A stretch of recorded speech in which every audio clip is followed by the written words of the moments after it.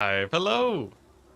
It's been a while. It's been a while. I haven't been posting very often. We have just come back from our staycation away from YouTube, and we're gonna be getting back into it with probably a lot of streams over the next few days. Honestly, I've been trying to get videos together, but it is hard coming up with interesting things every day. Though I might do a Mortis Engine review at some point. Now, for the actual campaign, the position that we find ourselves in is an interesting one. We have vampire counts to the west. We have vampire counts to the east. And we have vampire counts. Well, actually, no, that's just it. Just some basic wood elves to the south. Nothing too scary, right? Obviously, our army's a little bit battered and bruised, and this is our biggest threat. We'll see if we can beat them. Captain John Map, hello. Let's see what's going on in chat. Yeah, the struggle continues. Yeah, we're gonna be continuing this until we get murdered. Essentially, we'll restart it as many times as we have to. Summon the Elector Counts. All right, now let's see. What is this? A city for Ent? What this over here? But yeah, this should be quite interesting. I honestly, I do not know how I want to handle this situation. I think we have to bank on an ambush chance. I think we have to we have to do something like either we ambush at Altdorf and then like bring in these guys. Maybe something like this. This feels all right. The thing is, we don't have any money. we are in the hard negatives, so even if we do take this fight, I guess if they decide to attack us, that's almost a good thing. Just so that we can have some very, very bloody battle between us. Oh, he found me from a turn video. Awesome.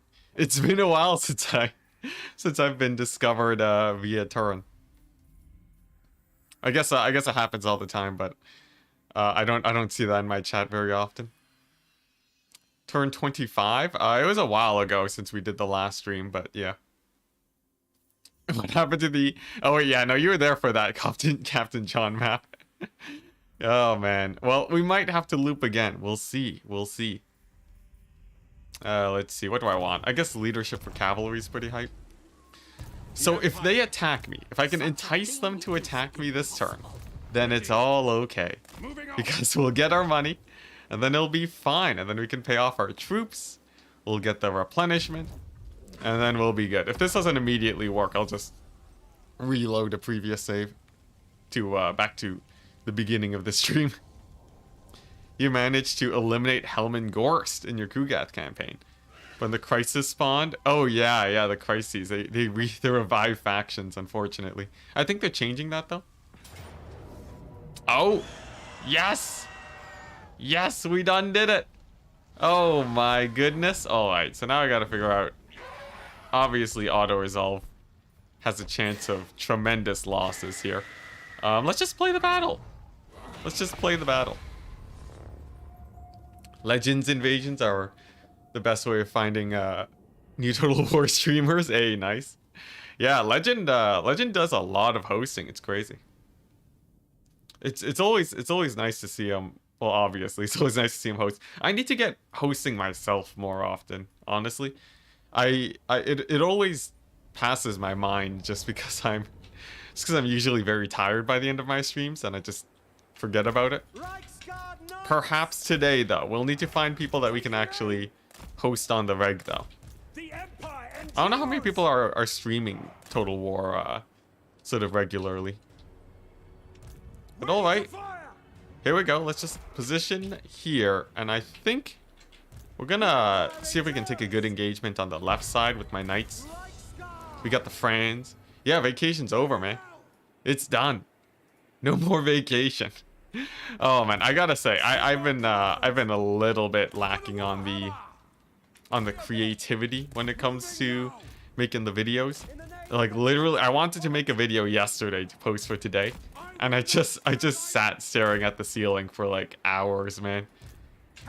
Honestly, I have no idea what. Like, I have ideas on like types of content that I could make, but there's nothing that I really really want to make. Know what I mean? I might, so sort of because of that, I'll probably be doing a bit of a content shift on the channel. I might start posting different things than just tips every day. Of course, I'll still be posting cool tips as I find them, but it's very hard to just channel your inner cool tip finder on a daily basis, which is very unfortunate. But we'll see how it pans out. And a cap. Thank you very much for the $5. That helps a lot, especially in a time like this where I'm figuring out what in the world I want to do in terms of content. Yeah, we're gonna do our best against the vampire counts. It's gonna be a little bit sketchy. We're probably gonna lose at least a few knights here, but hey, you know, that'll solve our economy problem. Cool tip, follow your dreams. There you go. Yeah, follow your dreams, good mental health. I've been working on a lot of mental health stuff. Like, you know, just making sure that I'm eating well, exercising. I gotta say, guys, I do have a dream. I have a dream of one day becoming ripped. I want to be ripped, guys. Oh man, just because I think it'll be fun, and also the exercise is good. And also I just think it'll be it'd just be hilarious. It'd be marvelous. All right, so a lot of my knights are starting to die now. I think we can start pulling away with a few and getting a few off the map. And then the rest can sort of just distract. They took a good amount of damage, but I don't think we lost any units of knights, thankfully. But yeah, I've been like, you know, I've been doing push-ups and stuff. I can do I should do a stream where it's like every time I restart, I have to do 50 push-ups. I can't do more than 3 though, so we got a ways to go, guys. We got a ways to go. Yeah, Swole City. Yeah, I know. Honestly, I was thinking about it. There was a non-zero chance that I would have just started a channel that is just sort of like oh, what's that guy called? There's a guy on YouTube that basically has a channel that's him just learning things. So he's like he just learns things and then records how long it takes him to learn it. Oh, what's his name? It's not. Is it Mark? Is it Mark Brown? Is it Mark Brown? I feel like it is. It's definitely not Mark Rober. That's the engineer guy. But I've been contemplating the idea. I don't know how much I really want to get into, like, you know, just learning random stuff. We're seeing how we feel about it. You know who I'm talking about? Forgot his name.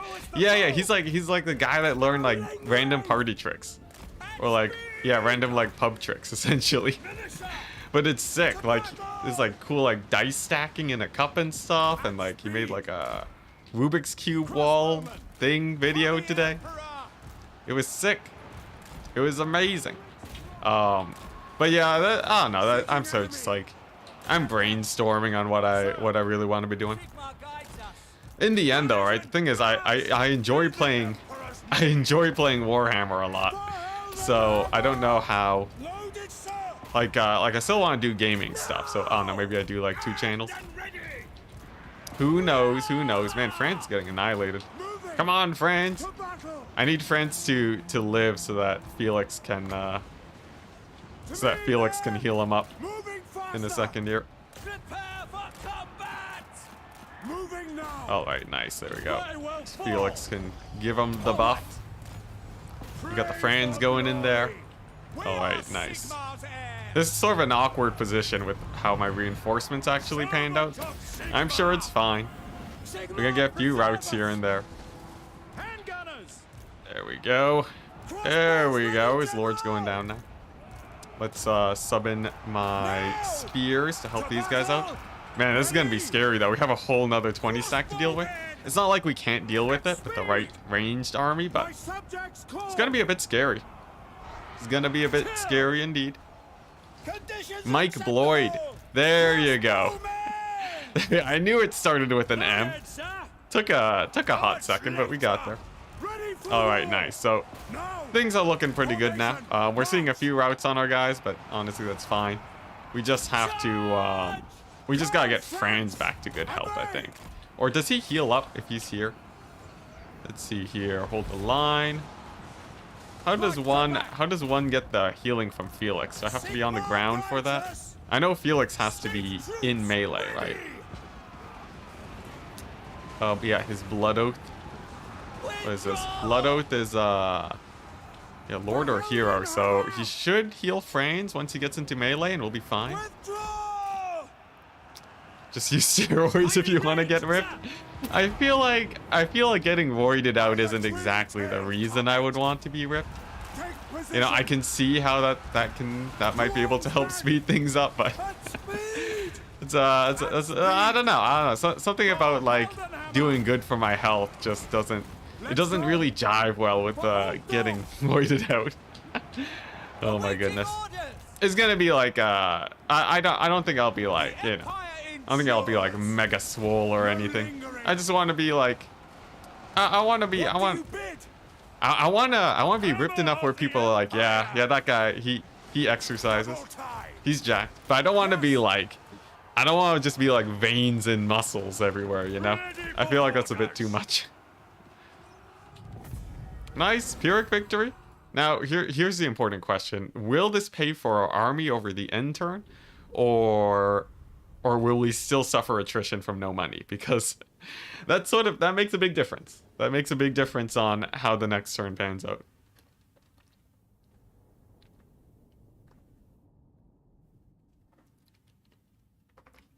You've been going to the gym for a year, had to cut protein drinks, still not ripped? Dang. You know, I used to do rock climbing. I used to be, and I can say I used to be at least impressively good at rock climbing in front of your average person. I did a lot of rock climbing. It was great. Wait, this guy has lightning strike? Are you kidding me? This guy has lightning strike. Oh boy, well that's sketchy, ain't it? Let's see. How do I want to do this? I guess we fight him and then retreat. That's pretty sketch. That's pretty sketch. We still gotta fight him though, just to wear him down. Arnold City, I love it.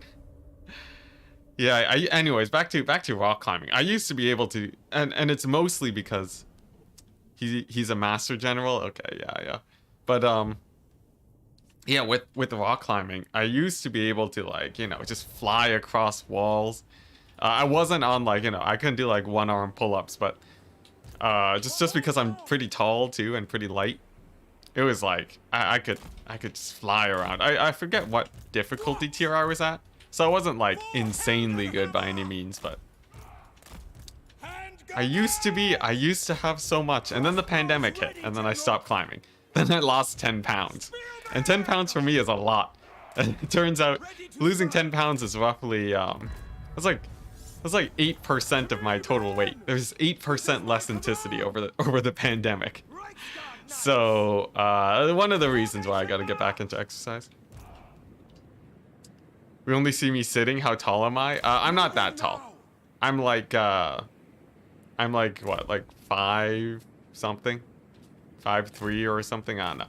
I'm not like massive. And also, it helps that a lot of people around me are generally shorter. It's a terrible thing to say. How do I say this without being racist? I can say in terms of my family, I'm on the taller end. But, like, you know, if you put me beside like people that are actually really tall, then if you put me, oh yeah, that's true. Yeah, I'm doing it in feet. I'm doing it in filthy imperial, guys. But yeah, if you put me beside people that are actually tall, I'm not. But yeah, it's like being fast for a dwarf. That's what it feels like. Hey, Enticity, is your second YouTube channel still relevant? It might be. It's sitting on the back burner right now. Hey, Kyle, thank you very much for the $10. Would you be willing to coach someone play Total War if they paid for it? I love rock climbing too. I've considered the Total War coaching. The thing is about it is that I feel like to make it worth my while, I'd have to make it ludicrously expensive. And I don't really feel super comfortable about that. Like, I don't know, it's sort of weird. I think in general, from what I've done so far. I don't really enjoy one-on-one coaching very much. I'm actually sort of I'm a much bigger fan of... Oh, there's a Blood Knights. That's pretty sketchy. Yeah, I'm a much bigger fan of, like, just helping people out on the Discord, essentially, when I have time. But, like, the one-on-one coaching is, like, you have to schedule it very hard, and it's a lot of work, so... man, I don't know, right? I do know that coaching can be very good for, like, a channel, but that's sort of my position on it right now. I'm sort of waiting on it. By the way, so right now we're sort of just trying to deal with all of their mobility. If we can just shut that down, then I should be able to cycle charge my way to victory. It'll be a little bit sketchy, but we shall see. We shall see. All right. 5'9" is the average male. Okay, well, I'm definitely shorter than the average male. Are you kidding me? I'm pretty sure I'm like 5'3". 5'6" seems high for me, so I'm just gonna go with 5'3". I don't know. I don't measure myself very often, but yeah, we'll settle for that. Yeah, definitely not taller than the average male, but like in terms of rock climbing, there's no way 5'9" is the average male. Are you kidding me? That seems crazy. Average male where? Average male where? At the risk of being mildly racist, please. I must know. You know, we might actually win this battle. Like, it's just a single necromancer left, essentially. If we can just if we pick him off, there's like nothing else in this army that's actually fast. We just kite him out the rest of the fight.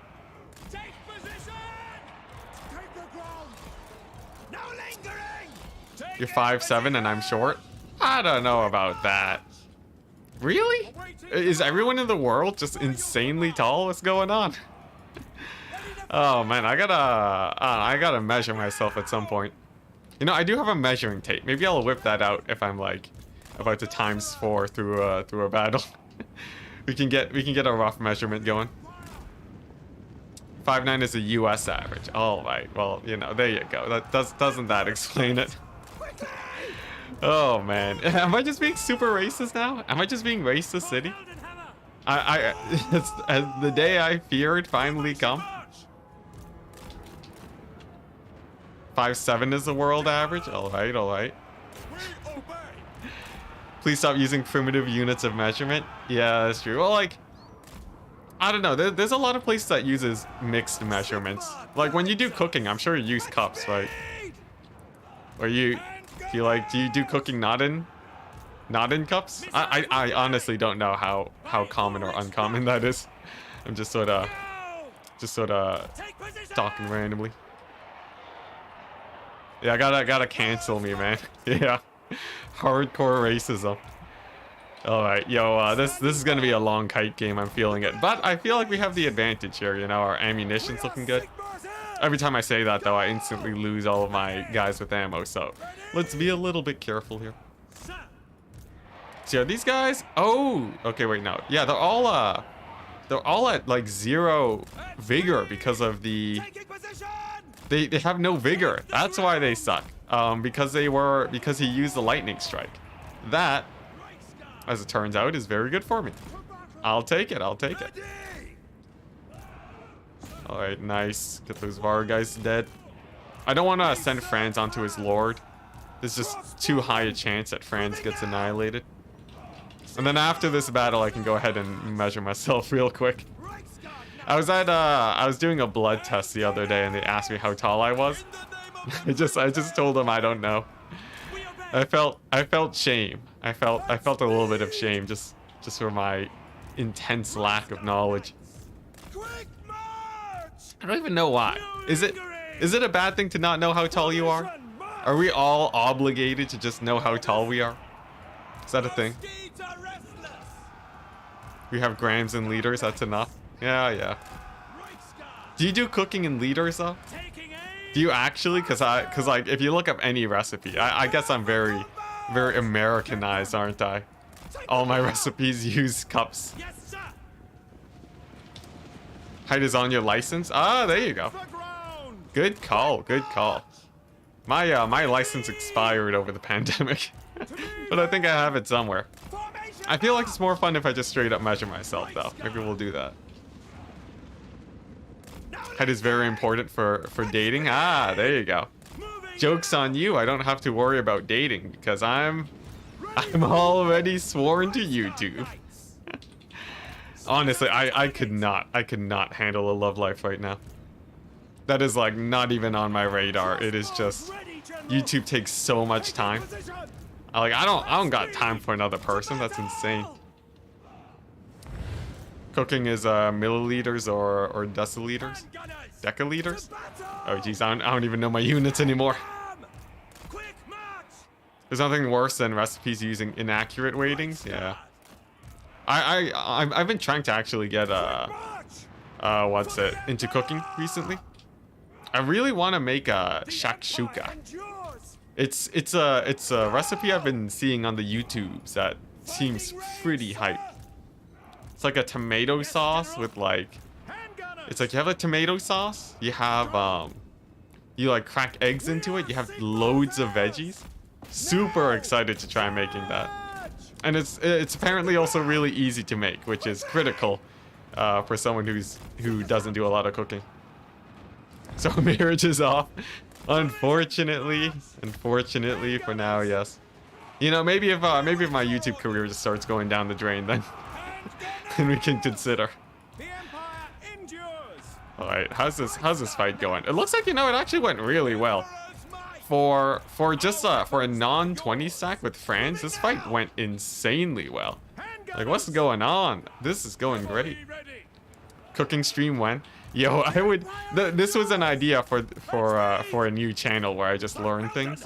I feel like learning to cook is just a naturally easy thing to have there. I honestly don't know how much I could get into a channel like that, though. It's something I sort of have to figure out for myself. Nice, look at that damage. Necromancer going down. Oh my gosh, look at that damage. Since when? Since when do I do so much? That is huge. Oh my goodness. Well, I'll take it. If I can just get my free company to finish this guy off, then we're set. Come on, take him out. Take him out. Oh, hit him with the Franz. Oh yeah, there we go. Beautiful. Beautiful. And the man goes down. Not before getting another zombie summon on top of me, though. Both systems are the same precision. Yeah. Imperial and metric are both. They're both accurate. It's just Imperial sort of just way harder to learn for basically no reason.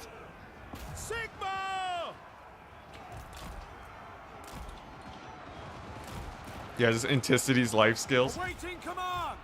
There's like a lot of life things that I would want to get good at. Sleep schedule being one of them, by the way. I woke up at like, geez, when did I wake up today? I woke up at like 11:30. Yeah, I woke up at like 11:30 today. It's been a constant fight with my sleep schedule. Oh my goodness.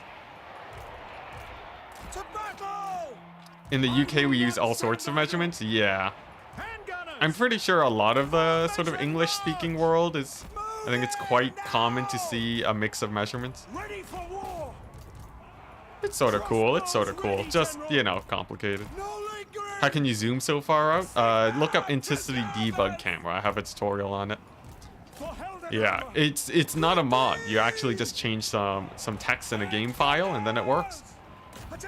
The crazy thing is that it's tournament legal too. You're allowed to have it on in multiplayer. It's just a setting that they usually don't have on because you can clip through the floor like this. Yeah. Cups are standardized. But how much of my cup needs to be filled to count as a cup? Yeah, there's sort of... The weird thing about the names about Imperial is that they don't match at all. They don't match at all to what they are. Like, a foot is not a foot. A cup is not really a cup unless, like, you know, I guess so. What's it? Wouldn't that be like a really small cup? Right? Cups are like fairly small in terms of drink portions, right? Yes, a pinch. Yeah, but it's all standardized, so you know it checks out. Like it's not like it's unusable. Obviously, America it's gone perfectly fine with their system of measurement. Cup is about a quarter of a liter. Sounds good. Sounds good. Yeah, the sort of the decimal like changes to things is crazy, man. Foot is actually the foot length of a big-footed English king. Is it actually? Was he that big-footed? This sounds like a myth. This sounds like a myth. I've read enough YouTube comment lies to or stream comment lies to suspect something is up. That's huge. That's huge. It's like this big? Like maybe. That's like a pretty massive foot though. I feel like that's not true. Maybe I'm wrong though. All right. You can't beat a pint. Oh yeah, that's true. Pint at least you deal with on a wow, heroic victory. You know, that was actually a pretty nice battle. Yeah, we won. We beat like a vampire count endgame 20 sack with like 6 knights, like 6 range units, and that's it. All right, where's my measurement tape? Oh, I should have it somewhere here.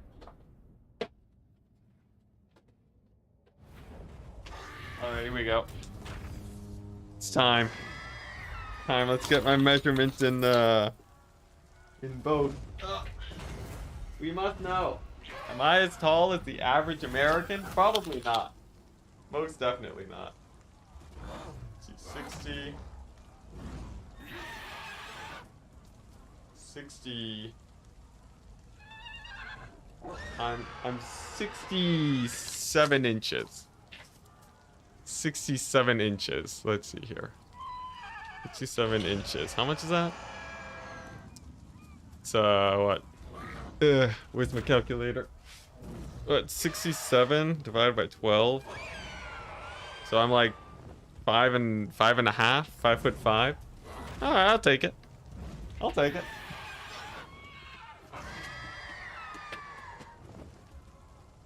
Yeah, I'm not massive, but I'm all right.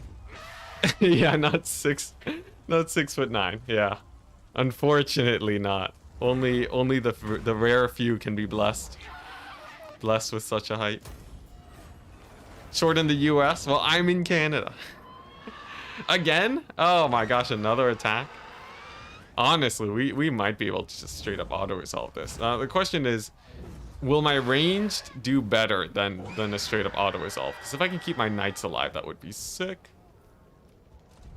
Oh, we have reinforcements. That's fine. Yeah, we'll fight it out and just shoot them to death. Yeah, 1.7 meters. Yeah, roughly. It's a bit of a janky measurement, but I got there.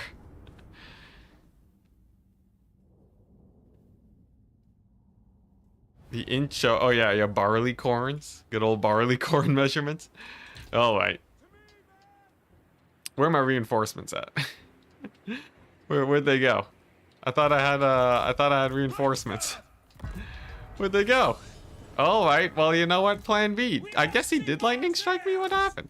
I guess because it was the ambush last time. Well, whatever. We'll settle for less. It's fine. I totally misread the lightning strike. Yeah. Well, you know, sometimes it just sucks to suck, and you just gotta deal with it. All right. At least he's not just dive bombing me with the bats instantly. All right, it's fine. You're 5'10" and you feel every kitchen is made for 5'4" tall people. Oh yeah, like honestly, at my height it feels pretty good because there's definitely a height where you start getting too tall. And then everything's just crazy inconvenient. So I feel like I'm at the point where I'm tall enough to do anything I want, plus some. but I'm not restricted by my height, which is great. 5'5" is a great position to be in. Yeah, 6'4". Yeah, man. Yo, it does help if you are in the if you're in like you know, like if you do stocks, not stocks, but like if you manage like back end like oh man, I can't think. Like the part-time jobs where you gotta like put shoes away and stuff. I used to work at an I'm trying to get at the fact that I used to work at an Aldo, and then I had to do shelving, so it is very good for shelving. Yeah, you don't need to get any like tiny ladders or anything. You're just tall enough to make it work. Yeah, stocking shelves. Man, I don't know what what just happened. My brain just fried for a second there. But yeah, stocking shelves of any sort, being like, you know, at 6 feet is pretty good for that.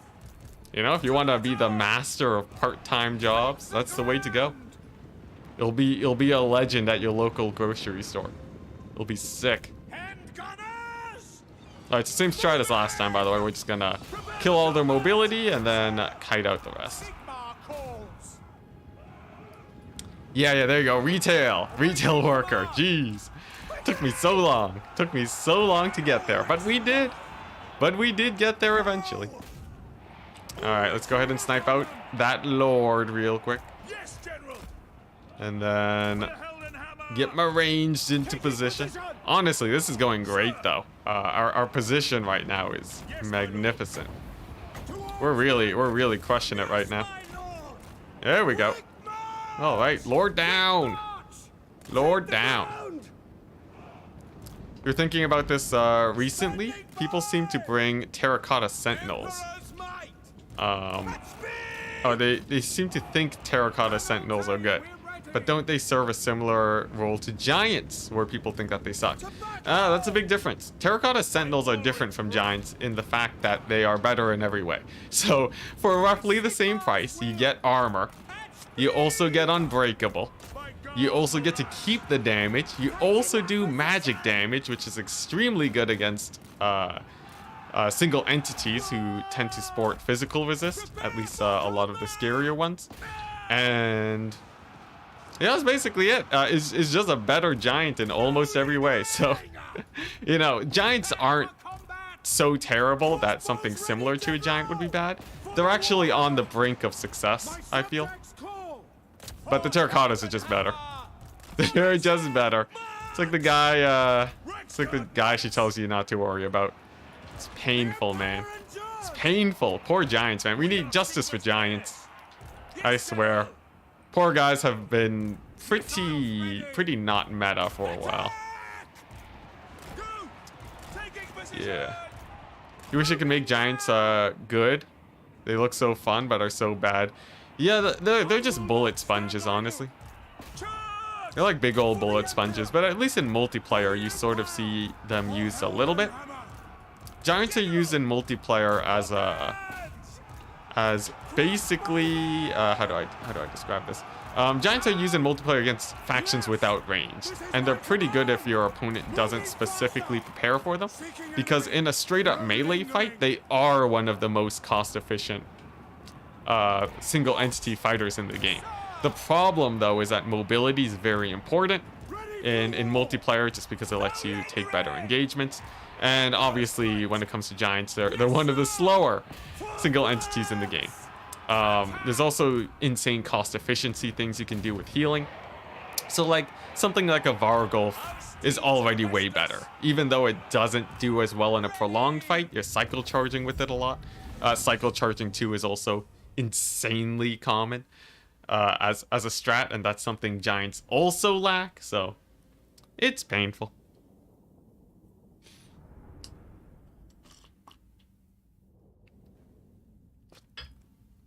Oh, giants are also bad on tabletop? Dang, that's rough. I never played a lot of tabletop. I remember there being like a terrain piece you could put down that's literally just a dead giant. Is that real? Is that a thing? So like if you kill a giant, its body's just there for the rest of the battle? Because that's pretty sick. I know they used to have something like this in Warhammer, but they toned down sort of the pathing blockers of units. All right, are we suffering attrition? Big question. Yeah, return it to Talabek land. It looks like no, we healed. Oh, thank goodness. Thank goodness. Oh my goodness. All right. We got 10,000 gold from clearing out those vampire accounts. That is a big turning point. That really just secures our position almost entirely here. Because now we have money. We can rock the minus 1,500 income. And we can just start spamming out pretty hype units. Let's see what we got here. Pretty chill Empire army. I think we're pretty good. I think we're in a good position. Are we stable? I have no idea yet, but I think I'd say things are going well for us. Let's see here. Oh yeah, we can get handguns. Absolutely not. You know, I could sack Grunberg if I wanted. I trust no Maybe man. just occupy it. Guess what day it is? Happy birthday. Wait until December, guys. Prince and Wait, at Emperor. least wait until December. We got a ways away before my birthday. One day though, one day it shall be my birthday. I don't know if I'll be streaming on my birthday though. It's so close to Christmas. Jeez, 6 levels? Are you kidding me? That's huge. That's huge. All right, I'll take it. I guess I can start finally getting into this. We want this recruitment because we're gonna be losing our army a lot. Less attrition too because the vampire counts. All right, and now we gotta decide what are we doing with these guys. So I could take Grunberg if I wanted. It would also be a lot of money. I worry about getting sieged though, because I don't know where these guys are. Let's see, what can I afford here? This costs so much. This costs so much. The Black Lions are really hyped though. Oh jeez. Oh my money. Oh my gosh. All right, let's try it. Because the Sunmaker is just the ender of worlds. Versus infantry army, Sunmaker will just annihilate everything. So I gotta, man. I gotta. Did you record turn 10 to 25? You feel like you missed a crucial part? That was stream number, that was like the second stream. It should be public. Let's see. Yeah. Hardest Franz campaign, turn 11. Here you go. There's the stream if you wanna hop off the stream and just watch the VOD. That's the place to go. Weapons at the ready! Yeah, it's all there. It's all there. All right, nice. Let's get these guys pointed in the right direction. Turn off fire at will, cause don't want them friendly firing or wasting ammunition. -8 authority, yeah. Yeah, we do not have, this is not an authority campaign, that is for sure. We're gonna be killing all of the Empire too before we can actually start building authority. Never understood war wagons, felt like they always underperformed. Yeah, war wagons are really weird. They are pretty cost efficient. If like, the thing is, war wagons are better in multiplayer than campaign. It's a weird thing, but essentially it comes down to the fact that most of your range units are generally pretty safe in any given campaign. The AI is just terrible at actually diving on top of your range units, so most of your range units will be able to use all of their ammo. The thing about multiplayer is that, or the thing that makes multiplayer different is that, I did not mean to give an attack with everything command. The thing that makes multiplayer different is that most of your range units will only get 1 volley off before they get engaged. And if they get 2 or even 3 volleys off, it means your opponent's probably just gonna lose. So that's why people tend to bring war wagons, just because they're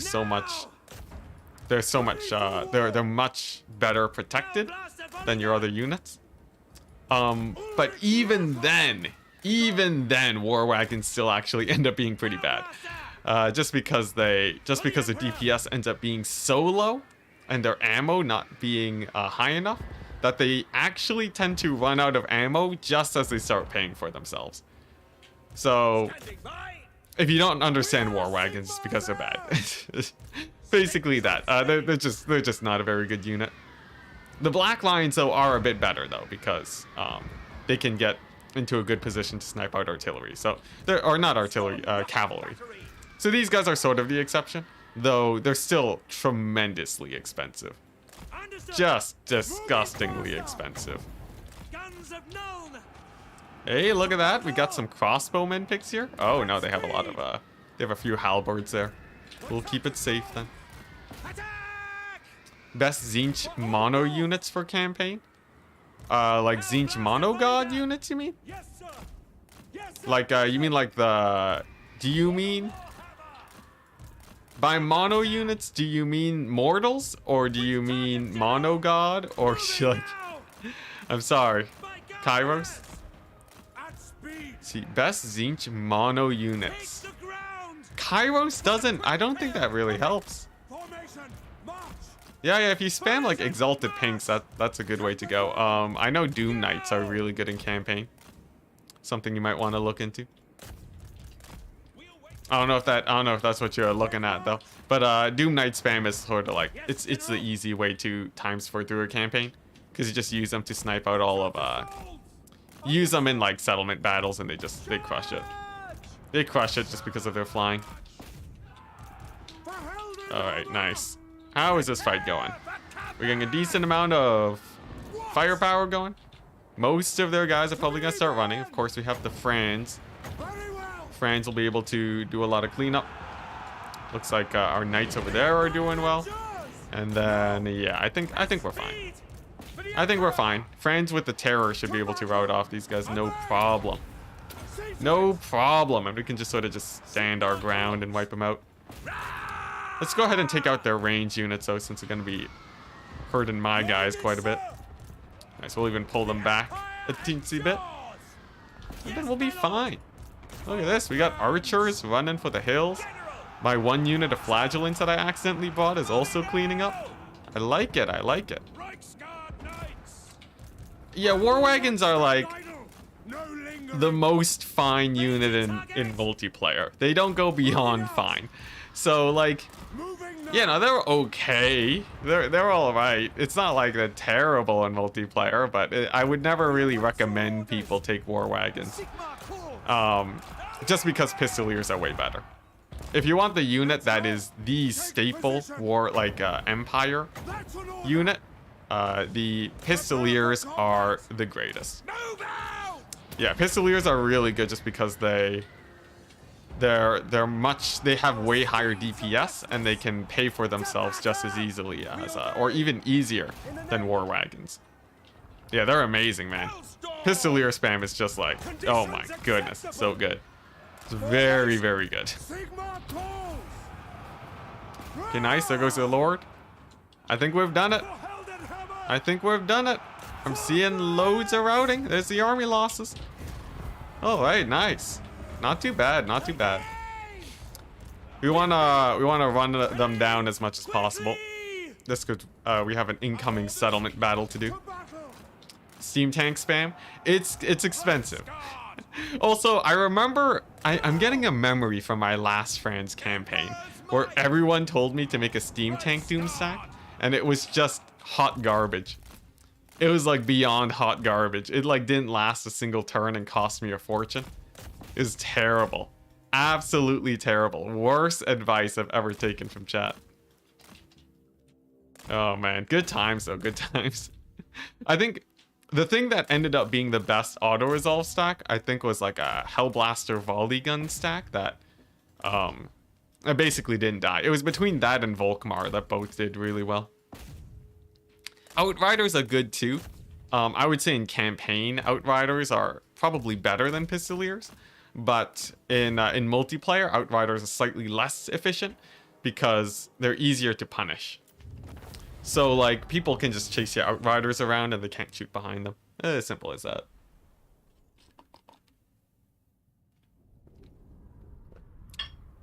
Yeah, I know, right? Yeah, Steam Tank spam, it needs specific micro, and even then it's not even that amazing. I think if I had an outright, I would rather have an Outrider stack than a Steam Tank Doom stack.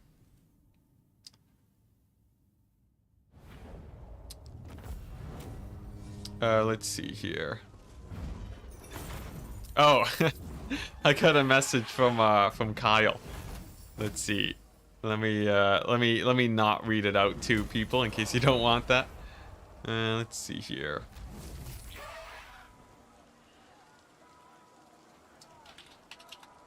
Free.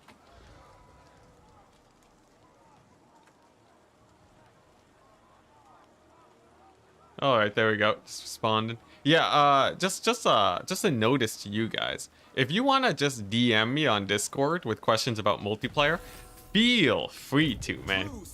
Feel free to. I'm on Discord like 24/7. I'm on Discord 24/7, and I am so happy to just answer whatever questions you want to throw my way. Like, I would. It's just a joy talking about multiplayer. So, while I won't do coaching, I will happily do just helping you out for free. Do you like grenade launchers? Oh, grenade launchers are great. They're just really hard to keep firing because they're so expensive. So someone can just like have a big scary unit chase them all the time. Is the vacation over? The vacation is over.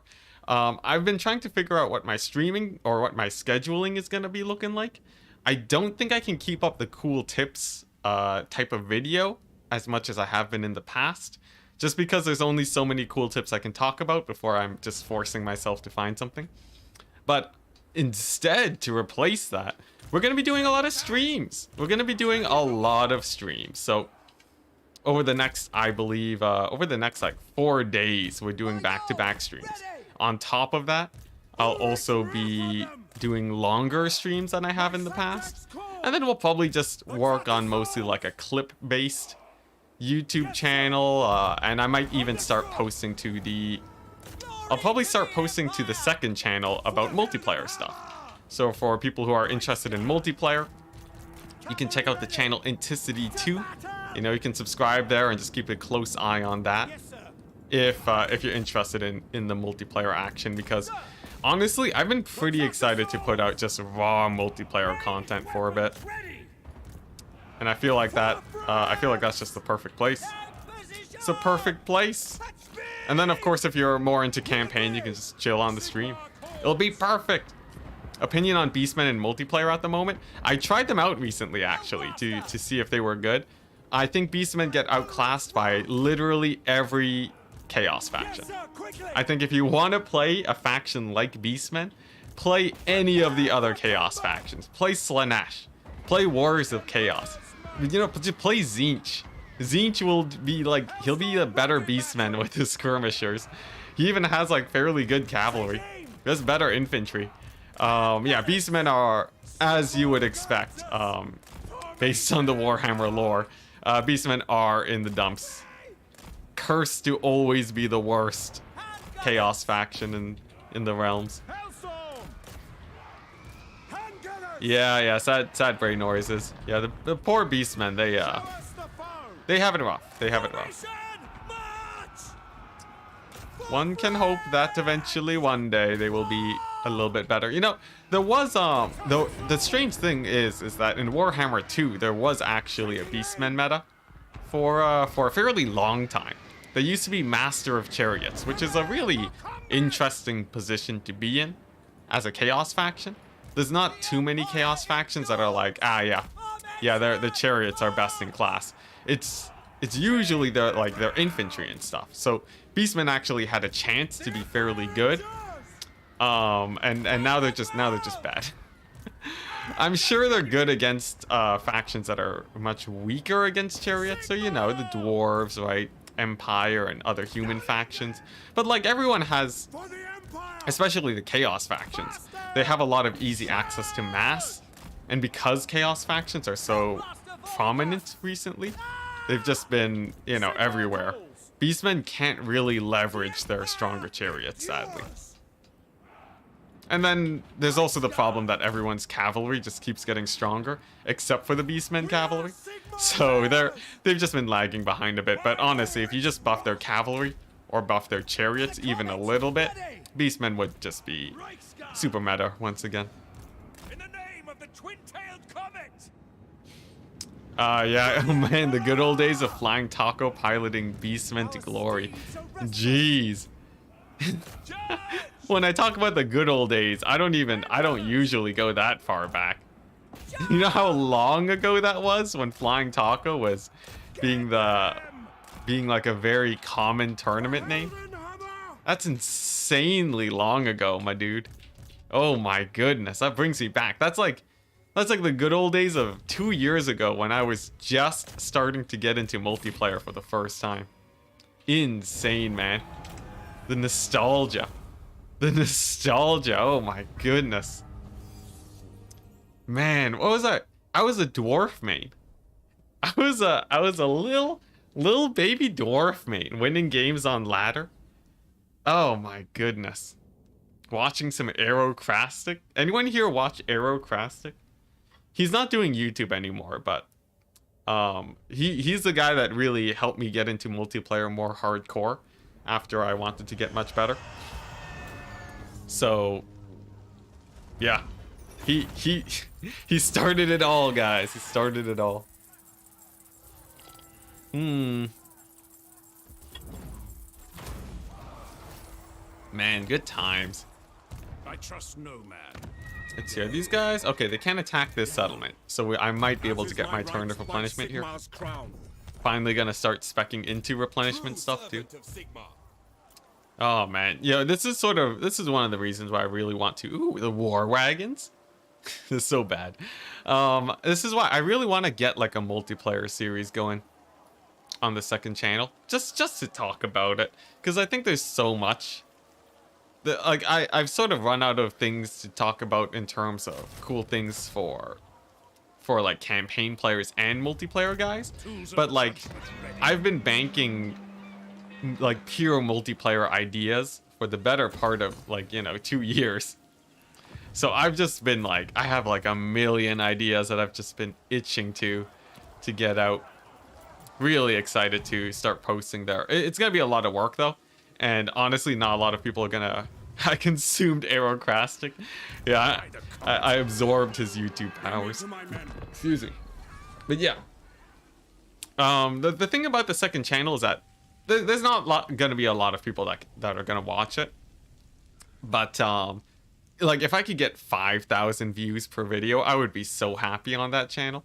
I suspect it's gonna be closer to 2,000 for a while. Just because, like, most people don't play multiplayer. Most people are watching. Dang, they sieged me. These vampire accounts, man. What a pain in the butt. Did they just recruit a bunch of guys too? Oh my goodness. Oh my goodness me. Why not use this one?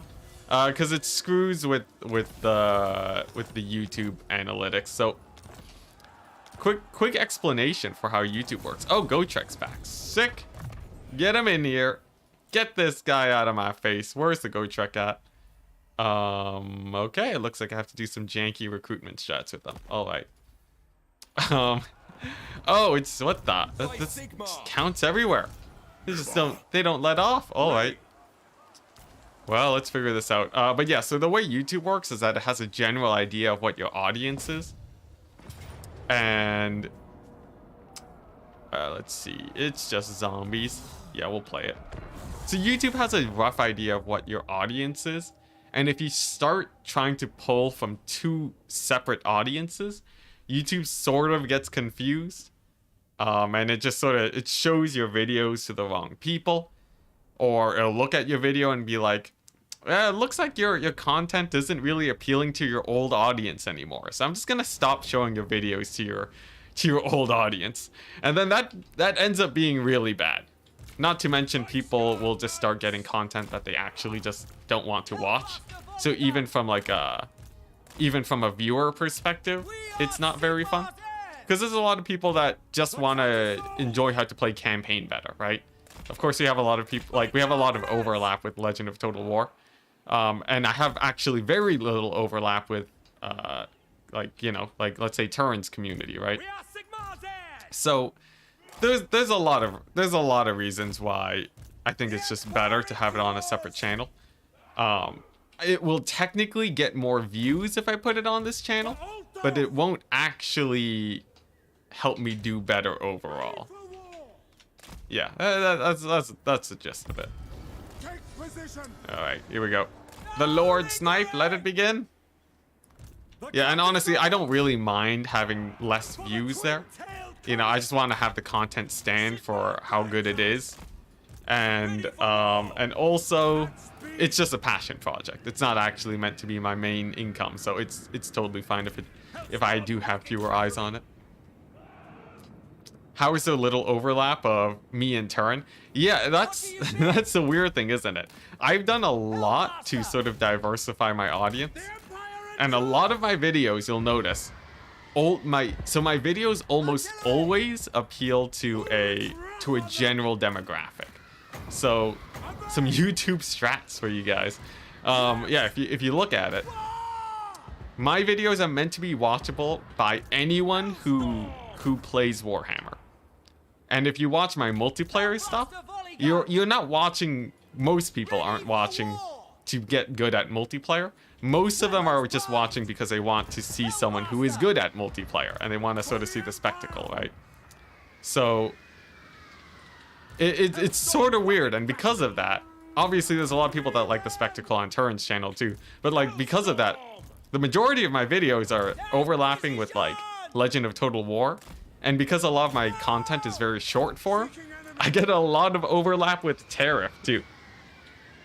I think like there's like a really high percentage of people that are just from Tariff, just because they like to watch short form content about Warhammer, and they don't really care, you know, if it's memes or if it's actually informative or what. But you know, it's totally fine. It's not like we need to have a huge overlap with Turin. Enticity, I don't know for other people, but I watch you because of your personality and not necessarily the game mode. Thank you very much. Now, yeah, I appreciate that a lot. Don't get me wrong. Though I gotta say, the proportion of people that are, and I know this isn't what you were trying to say, but I want to talk about it. The proportion of people that actually watch my streams to people who just like see my content in the browse tab is like insane. It's insane. Like it's just a small percentage of my community that is like actually super dedicated. Though it is always very nice to hear that people actually enjoy the personality side of things. I do try to be unique on that front too. There's a lot of I wouldn't say there's a lot of work that goes into being positive on the channel. You know, as many of you would hope, it is second nature to just be cheerful and happy. I'm not trying to force anything here. But it's just nice to hear. It's nice to hear about. Are we gonna die this battle, by the way? Is this a losing fight? Because this Lord is actually pretty spicy. I feel like he's doing a lot of damage here. Is it just me? Is it just me? I guess like it is mostly zombies, right? But if this guy starts beating me up, we're gonna have some problems. Seems like my guns are doing okay though. I've been sort of wasting resources on the Sunmaker, but you know, what can you do? At least the Necromancer's going down. Yeah, Vampire Dragon Lords are scary. My goodness. I'm hoping I can keep my Knights alive though, because the problem was that the auto-resolve would kill my Knights, and if we're just gonna suffer more losses than that, obviously it just wasn't worth it to take the battle. So we'll see. I want to make sure that they live. Sunmaker's out of ammo, sad times. But it looks like everything else is going fairly well for us. Just gotta kill off me some bats and then we'll be okay. Yeah, just happy little battles. Happy little battles with the vampire counts. I shouldn't have wasted all my ammo on the Sunmaker, but you know, what can you do? What can you do? Ready, my lord!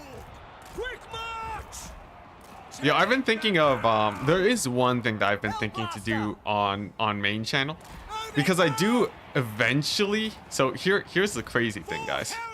At some point, I do actually want to become more of a heavier personality type channel. Sort of like, you know how, okay, like in the old days, right, you had Day 9. And Day 9 was known for being a StarCraft player. That's how, like, when you said Day 9, people are like, yeah, that like really cool caster for the huge game that has fallen from grace and is now being developed by a company that just doesn't care about working conditions. Anyways, you knew Day 9 about StarCraft in the golden age of StarCraft 2. But now when you talk about Day 9, you know him as a personality, right? And I feel like, you know, you can't live off of Warhammer videos for the rest of your career, right? At least as much as I would hope so. I eventually, you know, eventually people will not be playing Warhammer 3.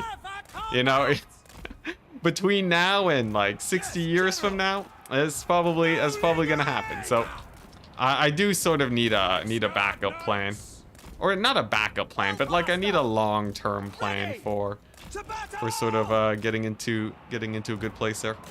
This I'm like bouncing around everywhere with how I'm trying to explain this, because it turns out it's hard to micro your guys and talk at the same time, but I think we're getting there. I'm sure you guys know what I'm getting at. Moving now. Yeah, you know, I still watch Day 9. I'm a mostly walking fan. But yeah, just like enjoying the space, basically. If I can replicate that, then I might be set for, you know, the foreseeable future. Of course, I'll still be playing Warhammer. I love this game too much. Warhammer is just an endless joy for me. Yeah, RTS gaming is sadly a small niche. I wish RTSs were a bit bigger. You know, once that what's it, Frost Giant Studios game comes out, you know I'm gonna be playing that. The only reason I didn't get onto the Age of Empires bandwagon is because my channel was recently sort of blowing up, and I wanted to ride that growth as much as possible. But I think I'll definitely be playing more RTSs. Definitely the new ones. And then we'll see how I feel about the older ones. So like, I've actually been I really wanted to get into XCOM for the longest time. But I just never really had the time to get into it. I've just been playing so much Warhammer. But sort of starting to play different games is definitely on the radar. Would be really happy to see how that goes. Did you play StarCraft 2 in the past? I did. Now, if you sort of judge my rough age, you'll notice that when I was playing StarCraft 2, I was but a young lad. So I didn't really, I was bad. I was really bad, guys. I was incredibly bad at StarCraft 1. At StarCraft 2, I was a little bit more in my prime. So I could, I actually got to Masters. I guess that's not exactly very bad. But StarCraft 1, I was terrible. I was absolutely terrible. And honestly, it took me towards the later end of StarCraft 2 to actually start getting good. When I was just starting, I was like, you know, I think I was platinum. I was platinum off of like 4-gate strategies, which, like, you know, anyone can get platinum off 4-gating. So that wasn't anything special, but yeah, I was I never really got as good as, you know, how I am in Warhammer, obviously. But like for Warhammer, I feel like I actually know how to train for a game now. StarCraft 2, I was just sort of playing it for the funsies, right? I wasn't actually trying to get good, so it feels like a different experience than this. Yeah, yo, 4-gating? 4-gating is like, you can get to Diamond easily with 4-gating. And then as soon as you're in Diamond, people learn how to deal with the 4-gate. and then you just get massacred. So for people who haven't played StarCraft, four-gating is basically it's the cheesy strategy. It's like the bread and butter strategy that you use to just crush noobs. If you think about it in Warhammer, it's like playing dwarves and then corner camping with your artillery. All right, it's just like, okay, yeah. Or like maybe not even corner camping. It's like spamming a bunch of range units and getting a bunch of artillery, right? It's like, okay, that'll beat the AI. It'll beat a lot of people in multiplayer that don't know how to deal with it. But like, if you're gonna be bringing that to a tournament, you're gonna get massacred. There's no way, like, unless you're like really, really good, because there are pro players that did do the strategy. But like, it can't be your main strategy. And I really fell down that well. I was like, this is working. I'm just gonna keep doing it. And then like, just people knew how to counter it. And then I realized that I had built up no macro skills. I didn't know how to make an army efficiently. I didn't know how to micro an army efficiently. I barely used hotkeys too. That was terrible. These are rough times. So like, my size storming was just atrocious. The moment they held it off, I would just crumble. So you gotta be careful. You gotta be careful. But nevertheless, it did get me really into RTSs. It helped feed my competitive urge. And eventually I did get good. Eventually I did start building Colossi, and that carried me into Masters. Oh, the good old Colossus blob. So good. Yeah, and then like, it really easy to get into Masters once you got the blob with Size Storm Micro, you know, actually using magic. Oh my goodness. Yeah, that was like the transition from playing dwarves in Warhammer into like, you know, into playing Cathay in land battles. Huge changes, you know. You actually have the rest of your army. Who would have guessed? Who would have guessed that that would have been good for your build? Yeah, Warhammer Ladder's a lot of cheese too, yeah. Except the thing is, it's sort of weird. Like, I just, for Warhammer Ladder, you can get to the top of the ladder so easily, just because the population's way smaller. Like, man, there's some crazy things you can do. Although I think there's definitely a lot of stronger people hanging around ladder though. Like, I thought I could win without right-clicking, and like, people do actually put up a better fight than you'd expect. Though I will say artillery builds are king against most people. If you want to just crush people, just spam artillery. But eventually, you know, if you want to win most of your ladder games, you do actually have to learn some better tactics and how to shut down artillery too, because you can't always win the artillery duel. There will always be that guy on ladder that will just bring more DACA than you. And you gotta figure out what to do with that. Man, this battle was sketchy. Probably should have taken the auto resolve, but you know, lessons learned. Let's keep on backing up. I'm too bad to play ladder. Honestly, you're not. There's a lot of people that play at sort of, if you play legendary campaigns, you probably have the skills to do decently on ladder. I think at most, you can get a pretty good win rate on ladder if you go for an artillery build and just sit back and relax with it. The fun thing about this too is that oh man, this is totally gonna be stuff that goes on the second channel, because there's so much I want to talk about in terms of getting into multiplayer. It's gonna be great. It's gonna be a whole series. Very few people are gonna watch it, but it's gonna be amazing.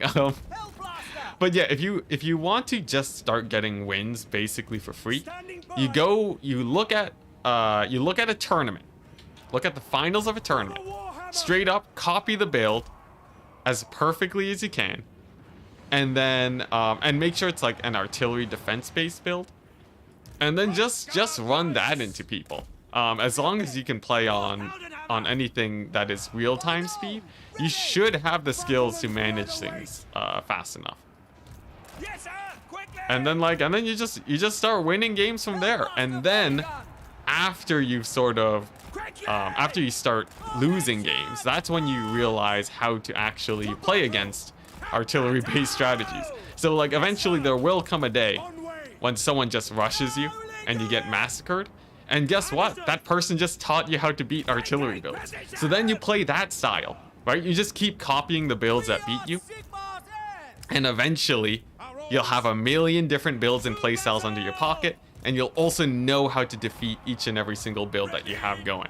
It's just perfect. It's just perfect. The only problem is that if you want to get really good at Warhammer, beyond ladder, you do have to find people that can beat you. And that can get pretty hard. That can get pretty hard. You have to start joining Discords to get that going, but otherwise, you know, it's not too bad. It's not too bad. I'll go more in depth into this once this darn battle is done. I think I gotta transition my knights here and get the cycle charging going. Yeah, collective learning. Exactly. Yeah, you just wanna learn from your opponents. Because here's the thing that ticks me off about a lot of people in the multiplayer community. And if you do this, you know, no harm, no foul. It just annoys me. A lot of people that I propose a strategy to, like, a lot on paper, people are like, yeah, this is a pretty good strategy. And then it's like, okay, nice. So here's a cheesy strategy that beat you. Just play it until someone beats it, and then you'll learn how to beat it. And then they're like, oh no, this strategy is too cheesy. I'm like, I'm too good. I'm too good to play vampire counts because they're so strong, you know? I'm like, I'm better, like, you know, I'm beyond that, right? And then it's just like, okay, like it's like they can't handle the loss almost. Okay, this is gonna be a little bit BM.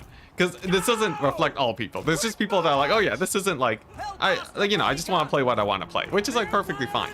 But there's people that like, it's almost like they can't handle losing to the strategy. So they call the strategy bad to make them feel better, I guess. I don't know. I don't know why. But like, it seems like the instinct for some people is just to be like, oh yeah, no, this strategy is just like hyper cheesy, right? Like, I don't want to play it. I don't want to practice against it. And then they don't learn. And then they don't learn how to beat it. That's the end of it. What I can appreciate more, if someone's like, because there's other people like Zyphos who doesn't play things like vampire counts, but the way his mentality works is way better. So he has a mentality of, I don't like vampire counts, but you bet I'm gonna grind every day to learn how to beat them without having to play them. And that's like ultimate Chad right there. I love that mentality. But man, the people that are just like, I'm too good to play this strategy. It's just like, come on, man. Come on. I don't think you'd even be good enough to play the strat. Oh my goodness. Yeah. I don't know. It's mini rant out of the way. Mini rant out of the way.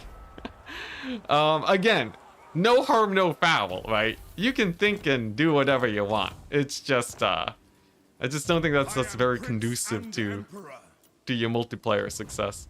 This is impudence. Empire Knights are viable in campaign. You know, everything's viable if you try hard enough. Are they good? I don't know. I think I do have to play every battle just to make sure I don't take too many losses. Yeah, rushing beats artillery, artillery and range beats skirmish, and skirmishing beats rush. Roughly. It depends on the type of rush, but like, yeah, that's like the rough trifecta.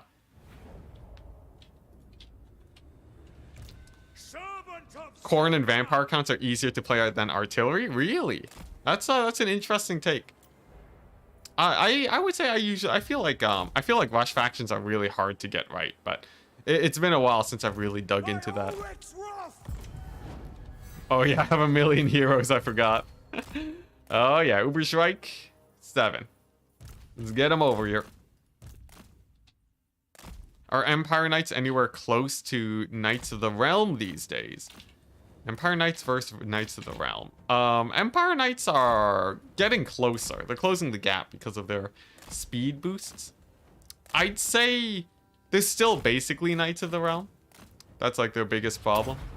And they are quite a bit more expensive. So it's not a perfect situation. All right. Just so I take this engagement in a proper position, I'm just gonna ×4 and just draw them towards me. Yeah, Empire Knights are they're no it's an all right positioning campaign.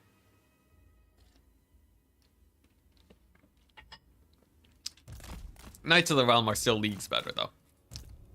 The thing about this okay, so the interesting thing about cheap mid-tier cavalry is that you get diminishing returns on like minor stat bonuses for cheap cavalry. So something like a unit of Empire Knights doesn't tend to do very well because just because they're spending extra money for stats that don't really matter.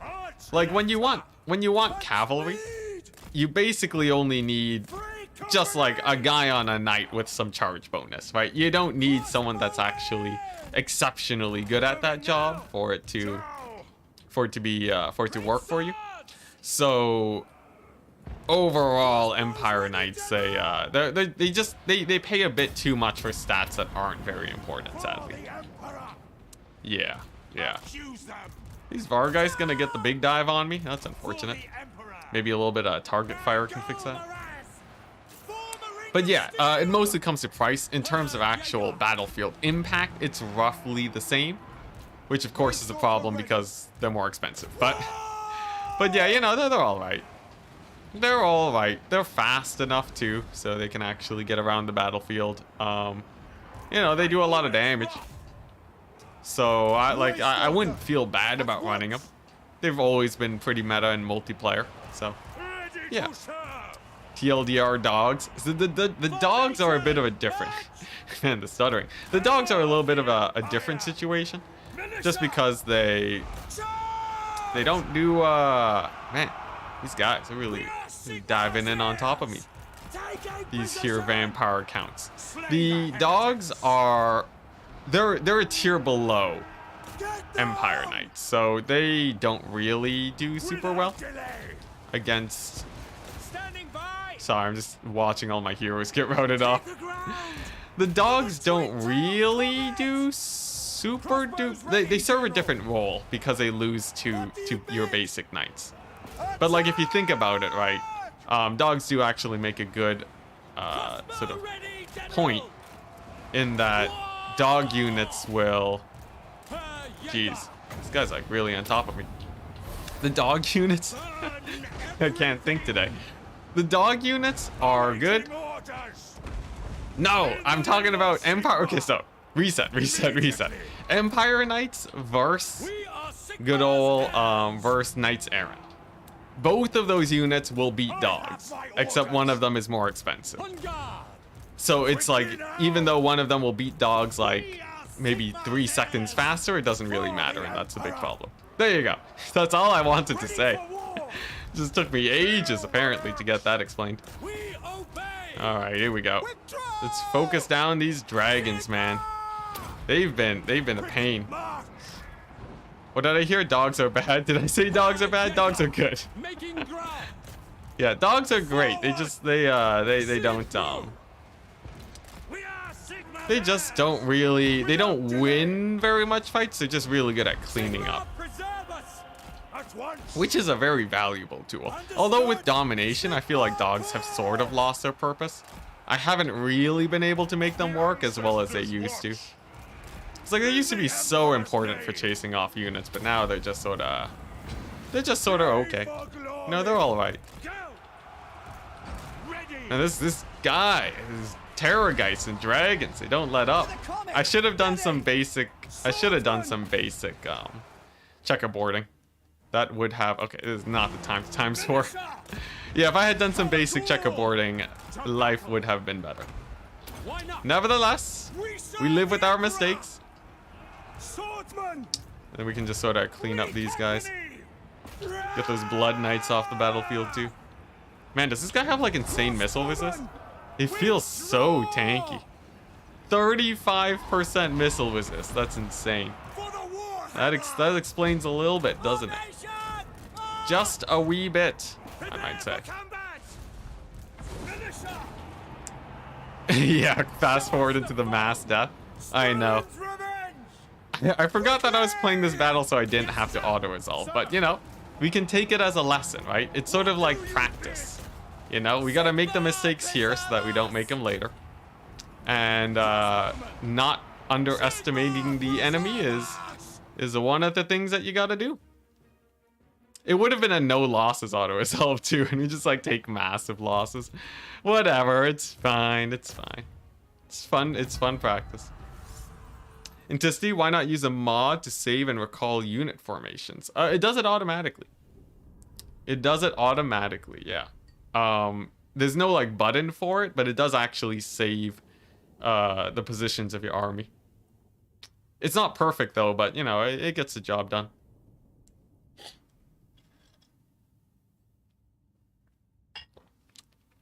I don't live with my mistakes, you save scum. No problem, man. Like, no judgment on save scumming, you know? Play the game however you want to. Though I really enjoy just suffering from mistakes. I feel like this this is the reason why I really want to play XCOM, because I feel like there's so many mistakes that we can live with. Alright, so I need to re-recruit Goat Trek and get him in here. There you go. Level 0. There we go. And then, let's see, can I take Alhart? Man, Marienburg is doing well. What the? Marienburg, there's like a vampire count invasion and they just tanked it. Alright. Marienburg's just too boss. Let's see, what are we gonna do with the Grunberg situation though? I guess we just let it die. If it falls, that's okay. Bring these guys over to Altdorf. It's a little bit sketchy though. Yeah, Empire Knights are really good in campaign, especially against the Wood Elves, I find. Yeah, and there's the lack of armor piercing is really good too, yeah. Like against the Greenskins, it's quite nice. Even against the Counts. What am I gonna do about this army here though? I can block their movement. Doesn't really do much, does it? By the comet. Can I park Franz over here? I can. My spyglass is of use. How many crises are left? Like all of them, most likely. Basically all of them, from what I can tell. All right, first things first, we gotta. Yeah, now it doesn't give me the auto resolve. All right, we'll play it. This time we will do the checkerboarding. I'm learning.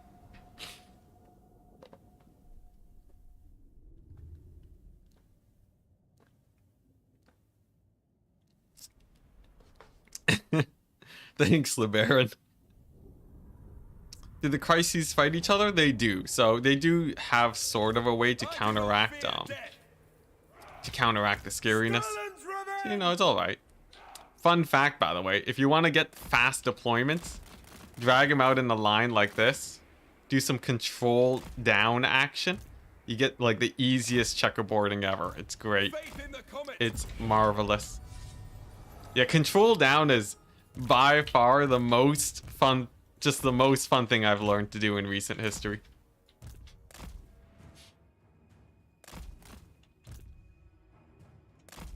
Oh, what's it? All right, nice. Just start catching up with chat. Yeah, they fight each other. They fight each other. So it makes it not too bad. All right, go get them, artillery.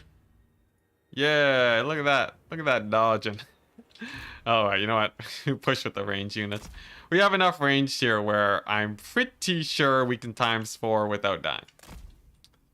Now, am I 100% sure? No, but like, you know, it's not too much, right? I guess the Dragon Lord is a little bit scary. He might kill Felix. Let's just not have that happen real quick. Just sit here instead. Just take it nice and easy, you know, 0 losses. He's gonna breath attack me. There's no way this will be 0 losses, but what can you do? How do you move all the units into the same position? Alt and drag. Actually, I made a video recently on army movements. It's a good one. It's a good one. You should check it out. Excuse me. All right, there's Terrorgeist. Terrorgeist is in. We're gonna focus fire his lord down. We're gonna run away with my lord before he gets deleted by this guy. That's a breath attack. Oh, he changed it. Oh, my poor free company. Oh my gosh, breath attacks are vicious. Still though, we'll take fewer losses than the actual battle thing, so that's okay. Man, they love Lord sniping. They love Lord sniping so much. The AI is just like, they're always going for your Lord. Alright, here we go. Big buffs. Big buffs, come on. It's just a vampire counts Lord, you can take him out. And so we gotta finish off these crypt ghouls, honestly. There we go. It seems like my heroes are doing well. Nice. Eat that, missile resist, man. Alright, we're good. We're good. It's just sort of cleaning up now. Okay, I thought I lost the guy for a second there. Freaked me out. Alright, there we go. So we did lose. Did we lose a free company? We'll see. Didn't know about the alt left click drag until he saw the video yesterday. Yeah, no, it's great. Oh, it helped you in a tournament. That's awesome, man. Which tournament were you playing in? Was it on Total Tavern?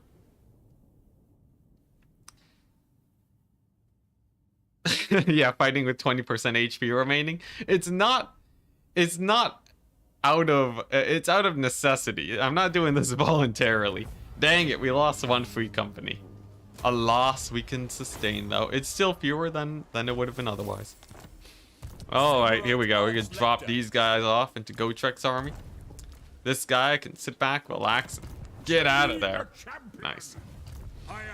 Alright, now the big question. So we have a scary Count's army here, but we have Altdorf at good HP to defend.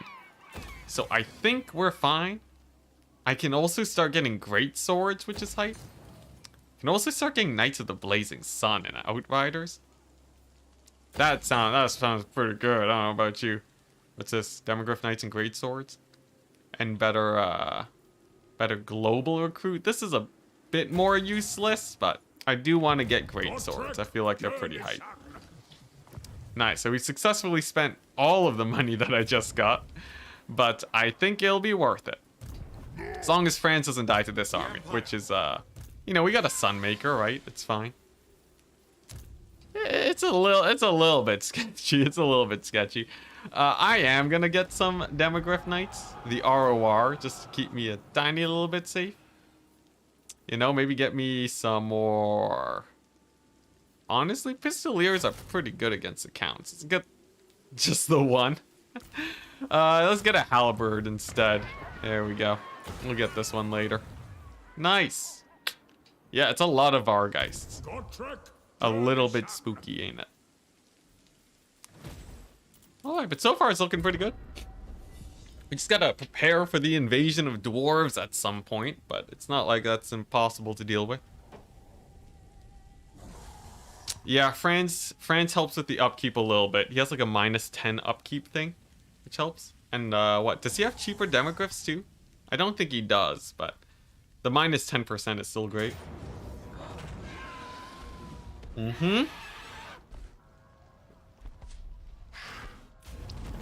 It's time I should start taking some auto resolve, shouldn't I?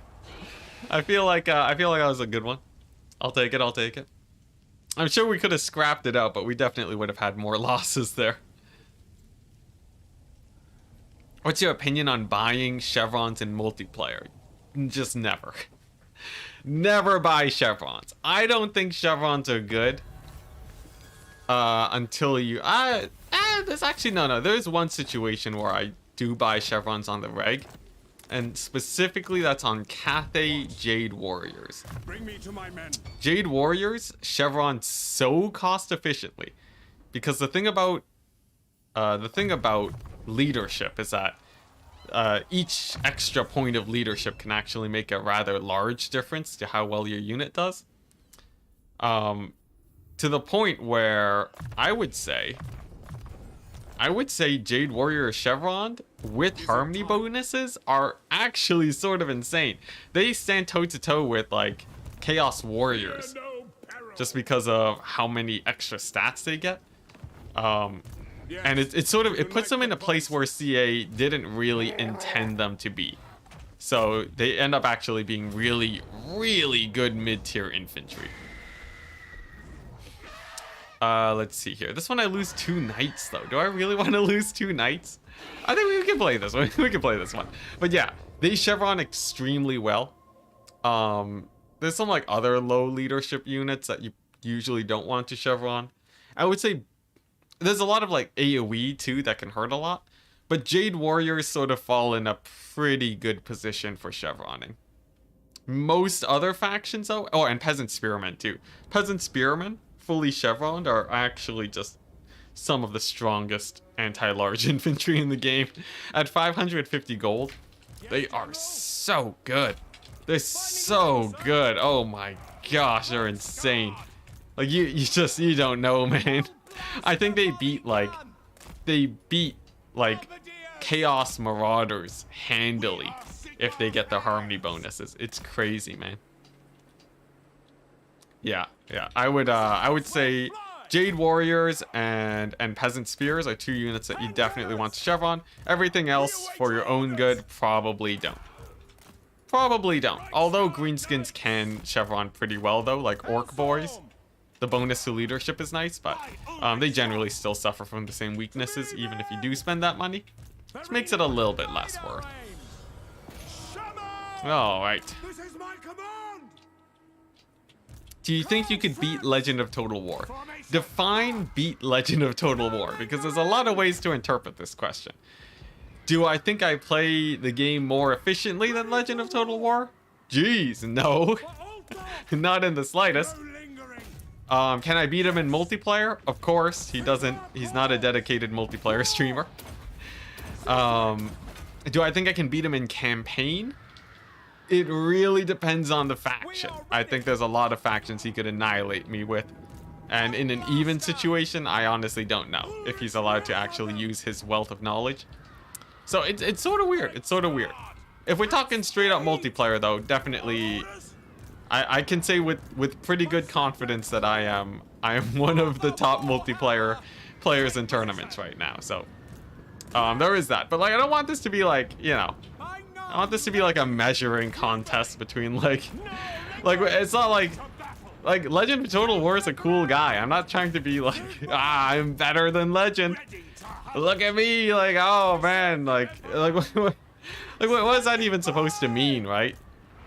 Like, like even if I am better than him, it's like, okay, sure. Like it's just such an awkward position to be in. I don't know. It's just yeah. Like look, I think it's cool. I don't think me being better than him in multiplayer actually means anything really. It's just, you know, it's just a thing. It's like I play more multiplayer. Yeah, now it's on, yeah. Legend's gonna show up and cancel me now. We're not gonna get raided by Legend anymore, guys, you know. That's the only reason why I'm nice to him, so we can sustain those raids, you know, obviously. He's my next opponent in the best of 7. That'd be interesting. You know, I think it'd be really cool to see him get into multiplayer, but I know he doesn't really enjoy it, so unfortunately we won't really be seeing that. All right, nice. We did it. We beat a Count's battle while talking without dying. How wonderful. Legend confirmed under 5'7". We're doing the height comparisons now. Oh boy. What, isn't he he's Australian, right? Is he? Legend's Australian, right? Just based on my physique, I'm pretty sure he could beat me up. If we went into a boxing match. Yo, did you guys see the Odd Ones Out fighting I Did a Thing? Did you see that? Did you see that fight between like an American animator against an Australian like blacksmith essentially? Oh my goodness, that would be me. That would be me if I went into a boxing match versus Legend. It would be so sad. Like I could exercise for it a bit. I could look a little bit more ripped, and he would just wreck my world. It would be insane. I Did a Thing is like 6'6". I know. It's so insane. I think they were in roughly the same weight class. I forget exactly what actually cause that matchup to happen, but it seems like they both had a good time, so, you know, it's fine. Man, it was brutal, though. It was brutal. Oh, man, if you guys haven't seen it, just look it up. Just look it up. If you want to see a guy just get massacred by a ripped Australian, that is just, yeah, look up I Did a Thing versus the Odd Ones Out. Oh, man. And then, like, they had the follow-up videos, too. It's great. Great time. I wish I could be a big enough streamer where I can get beat up one day. That'd be amazing. Alright, now what am I getting?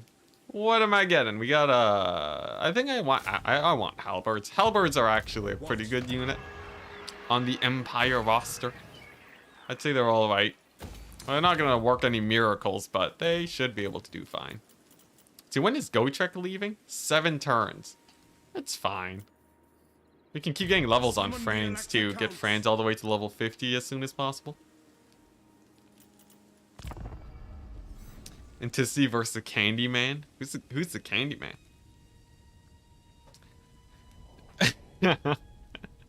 Okay, not in that way. Not in that way, Magn? I don't know how to say your name, but sure. Yeah, Creator Clash was pretty cool. That was like a big charity event, right? It's really weird. It's really weird, because like, you usually don't think of boxing matches as a big charity thing, but you know, whatever works. Strength versus speed. I don't know. Have you guys seen the Mountain and the Viper? I gotta say, I don't envy being the speed side of things. I don't even think I would be that fast either. I'd be like a slow Viper. It'd be terrible. Yes. Oh my goodness. Yeah, no, it's just like... Oh man, yeah, speed's overrated, man. Speed is wildly overrated. Okay, yeah, what tier is Nuln? Nuln is level 3. I think we can sack it. Maybe, Camper Bat already got sacked, so there's no money there. Yeah, I'll do the sacking of Nuln. Seems like a good plan. Yeah, speed plus strength. That's what you want. Alright, good auto, good auto. There we go. We've taken the money from Nuln. Success. So do I have a healing item yet? Franz is in desperate need of some sort of healing. Let's see, our glittering scales. Man, his armor right now is actually not too great. It's okay for the armor boost, but I feel like we could do better. Dang, nothing. We got nothing. Can I combine these? Ooh, 10% missile resist. Pretty hype. That's pretty hype. Let me just steal that item real quick. Alright, I'm gonna try to do some crafting, alright? We're gonna get some Minecraft going. So just combine some useless stuff and see what we can get. Dang it. Weapons are pretty useless for us because we have so many Elector count weapons. Viper could have won the fight. Yeah, it's true, it's true. Bad comparison, right? Viper totally... he could have won the fight if it wasn't for his overconfidence, but... Have you guys seen my channel? Have you guys seen my channel? I would get my head smashed instantly. Spoilers. Spoilers for Game of Thrones, I guess. But yeah. I am the ultimate overconfidence. Are you kidding me? We'd get annihilated. It'd be terrible. Be absolute just the end of me instantly. It's a fictional fight? Yeah, there's that too. There's that too. Obviously. Alright, let's combine these weapons. Come on, big money. You know, this is pretty nice. I just have so many nice Elector count weapons instead. Oh my goodness. We got it. Trickster's Helm. 10% ward save on the Franz. Sick. Alright, that's all I needed. Just want him to be a bit tankier is all. Yeah, it turns out sometimes overconfidence can be a very fast killer too. Alright. Now, what are we doing? Do I take the Nuln? As just another barrier state, or do I just leave it? I don't mind taking Nuln, but I feel like I don't want to get sieged. So we'll chill at the Grunberg. Absolutely not. Let's see. I would love to get this repaired too. And then we have this sketchy army. You have the Marienburg just waiting to come and take Uberschreik. I can either take him out with Gotrek here and now, or I could go to Montfort. see. Okay, let's scout it out. Ah! It's a giant vampire counts army. Would you look at that? Let's defend Helmgart. Let's see if we can hold this. And then, yeah, this'll do. Enticity, if you cap Nolan and temporarily set the elector count, you can get the steam tank. Oh, I think I already have access. No, I don't. Do I have it? Yeah, no, I don't. Yeah, I probably should have opened up that opportunity for myself. Sorry, it's because it was a reload from another campaign. So I forgot that I didn't have that yet. Next time, it's fine. All right. In general, though, I'd say we're looking pretty good.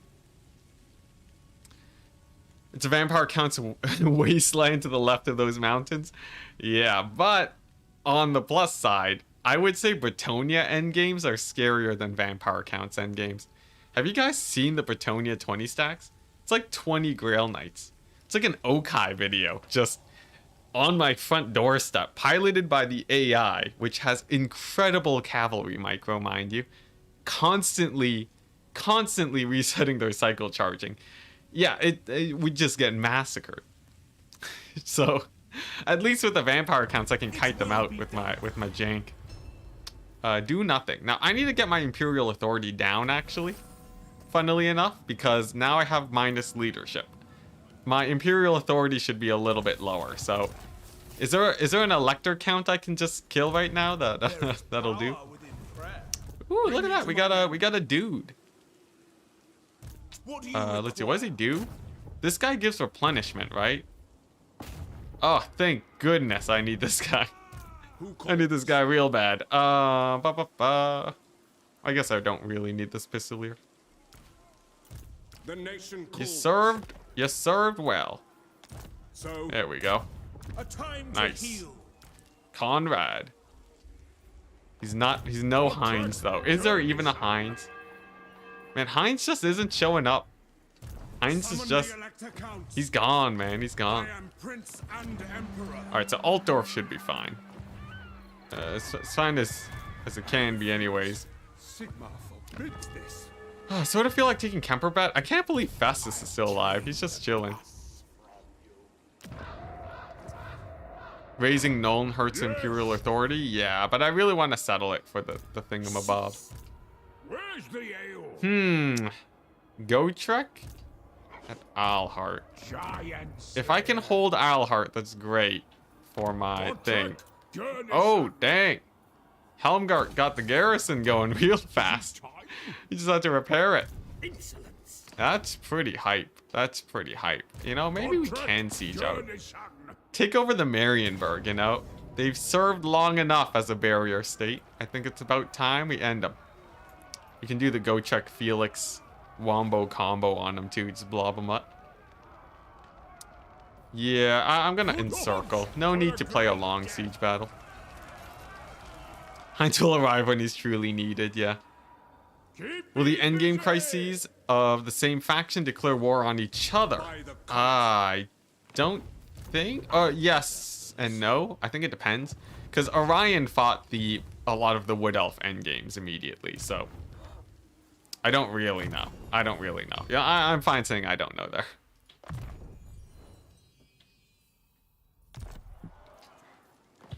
Could Kemmler and Musion duke it out? Pun intended. Oh, nice. Alright. Taking the Nuln, I think. Getting a Nuln steam tank. I sort of want to Kemper bad, though. How scary are... How much of an army do these counts have? Because if Vlad doesn't have that much left, I might be able to. Vlad still has a lot. It looks like he's fighting the dwarves and the greenskins. I saw Ungrim got taken out recently, which is pretty spicy. You know, we can scout, honestly. Why not just scout? Yeah, there we go. This is why we have heroes, just so you can actually go ahead and see what's going on. Sometimes I can safely take this. Nice. Get a loot and occupy it. Hopefully it rebels. And then we can... Oh my goodness, that's another ward save item. Hopefully it rebels. And then we can go ahead and just leave it as a rebellion. Nice. Oh my gosh. 18% ward save on the Franz. Sick. That's huge. Talib clan gives you no friendly fire mortars, I believe. Oh, that's pretty hype. That's pretty hype. Yeah, I do want to start collecting the elector counts. We gotta start summoning them. Let's see, vigor loss reduction for cavalry units. How specific and useful. Just doesn't give me any numbers. Alright. Missile strength. For artillery, that's actually not very useful. There's not a lot here that's great for me. You know, I might just get more money. Can't find out how to get Gotrek. How is that possible? All you need to do is go over here and make this building. You can get Gotrek on turn 1 if you make the tap room, basically. I think on turn 1. If not turn 1, at like turn 12 or something. Tithe rebates is a must. What, this? What, 10 growth? 10 growth? We got 1 province, my dude. I don't need no 10 growth. Not right now. It would have been better early on, but it's a bit too late now. Yeah, I guess it's like a 10% growth increase. It's not terrible. Maybe I was too judgmental of it. But right now we don't really need it. I'll get it later when public order is more of an issue. All right. Good turn, good turn. We live. We live for now. Tap room hidden quest? Yeah, it's not really a hidden quest. You just have to build it. Did they fix the Empire Mage start yet? Nope. This right now is a no spell casting campaign so far. Also no lightning strike. I'm surprised that we've done so well here, but I think partially it's because the vampire counts aren't that scary. Like, look at them. They're just getting attritioned. Poor guys. The +2 control is pretty huge. Yeah, the +2 control is really nice, but right now, because we're only at 1 province, it's not really necessary.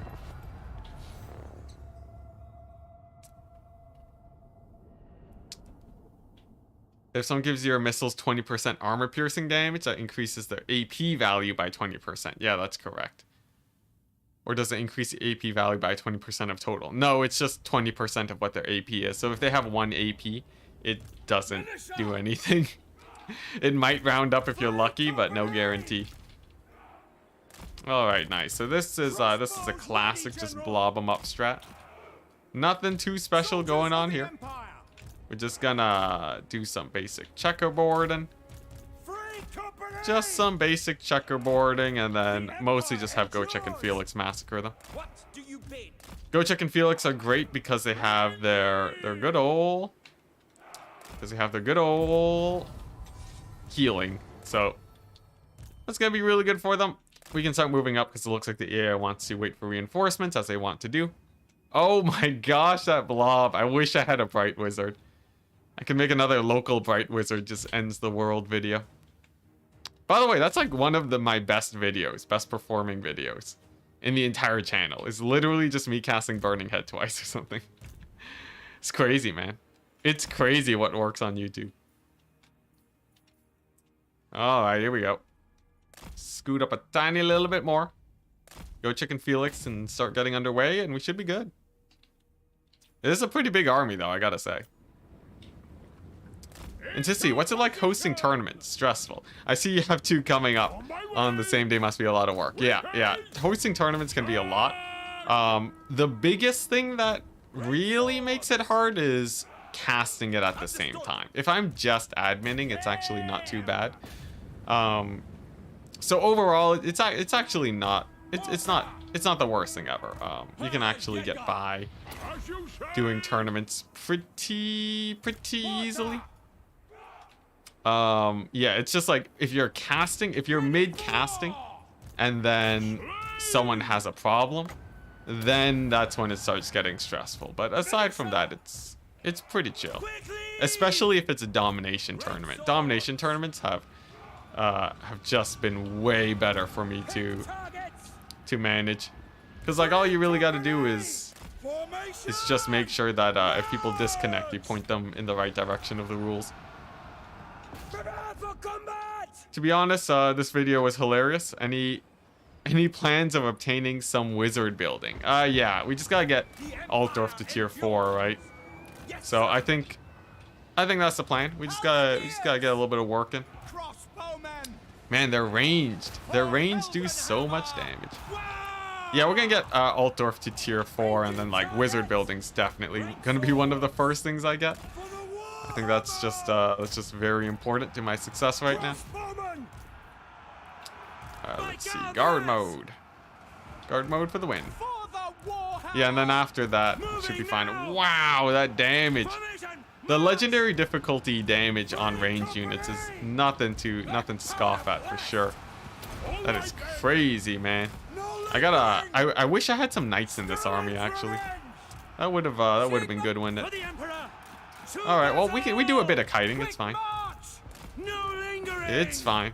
It's not like these guys are like the tide of undead. They're a little bit easier to deal with. All right, there we go. A little bit of focus fire action, a little bit of running for your lives action. The mortar is just gonna be working away at him.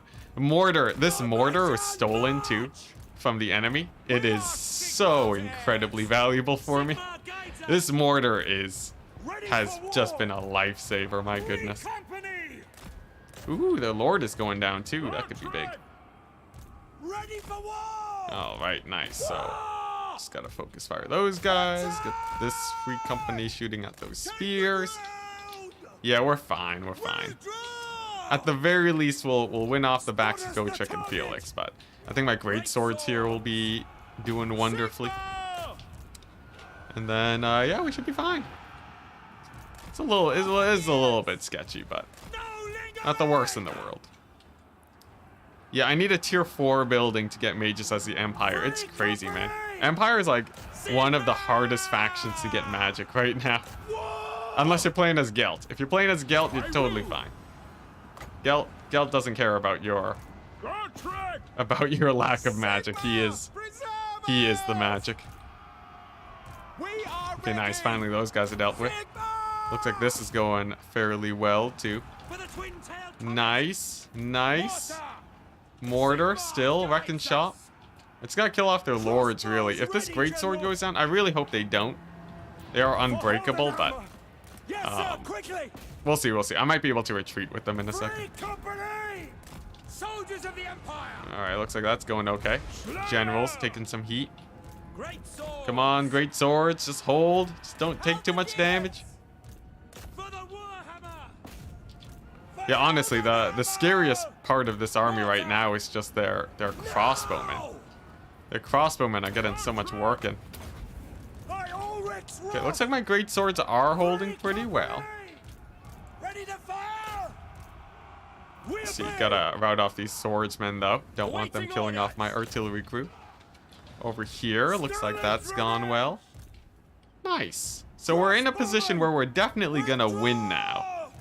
The question is whether or not we're gonna win with flying colors, because we have a lot of we have a lot of scary guys here. Okay, I think I gotta start running away with those great swords too. Man, this free company militia I've routed off like 10 times. Yeah, because I think Gochek and Felix obviously can finish off everything here, no problem. It is mostly just range units now, and they are some of the best heroes for that. It's at this point we're just sort of trying to mitigate losses. I think if my mortars can get some shots in on these crossbowmen, that'd be great. Maybe we can get a rout. Maybe.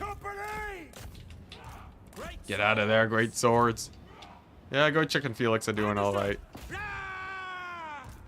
Looks like these guys are starting to rout off. Oh man, my mortars are taking so much damage.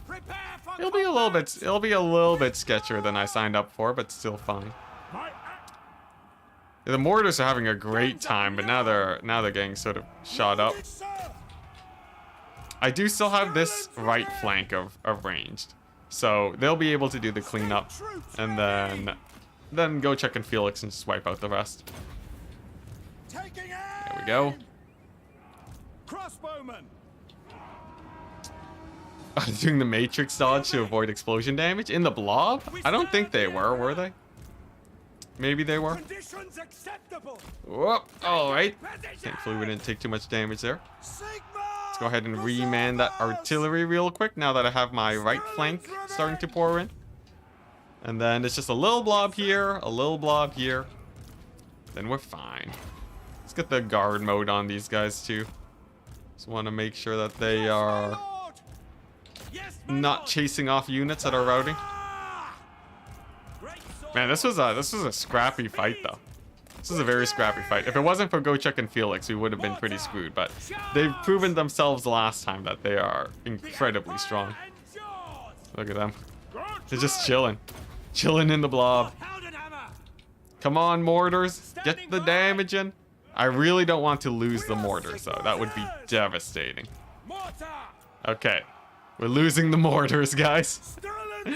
Oh my gosh, the AI. The target prioritization on the AI is both impressive and the most annoying thing in the world.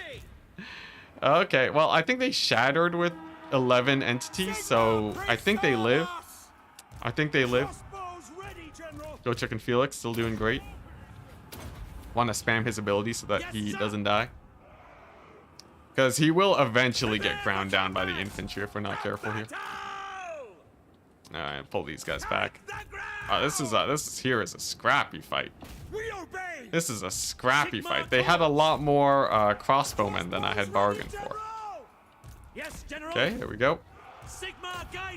Working all right, working all right. I want to get firing into this blob with my ranged. I feel like that's a good recipe for success. And then once they're starting to route off, life should get easier. So we might see a mass rout. Probably not army losses as much as I would hope for it, but it'll be fine. Yeah, the AI got somewhat improved. There were like some changes, but there's still a lot of stuff that's really janky for them. I don't know how I feel about the AI situation as it is right now. Come on, great swords, live! Live! Okay, they're both heal capped now, but we're about to see a mass rout over there. My great swords are being covered by my ranged. Okay, there we go. That's a huge rout. Oh my goodness. Now I just gotta chase them off, which is a little bit difficult. Just a little bit.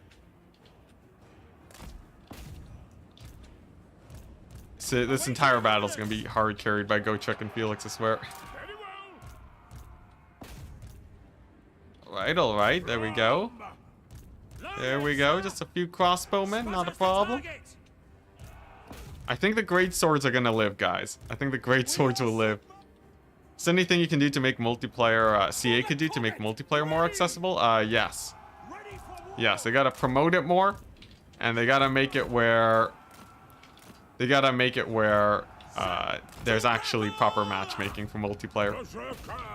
If they can do that, it's fine, but I don't think that's really economically viable for CA. Otherwise, I think they would have done it by now. Okay, there we go. Jeez. Finally got those guys down.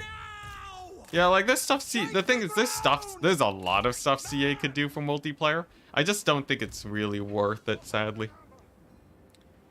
Fixing the leaderboards is like, yeah, sort of. I guess leaderboards do matter for a lot of people. For me, though, it's sort of just numbers.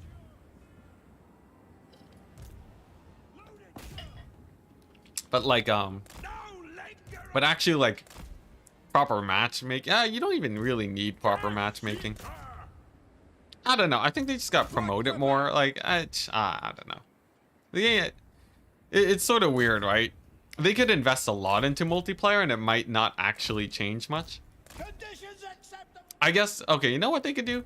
They could, if CA just started pumping tons of money into esports, like Warhammer esports, that would probably do the best.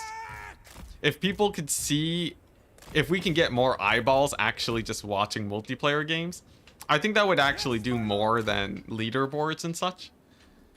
Just because, like, I don't think leaderboards is what really gets people excited to play multiplayer.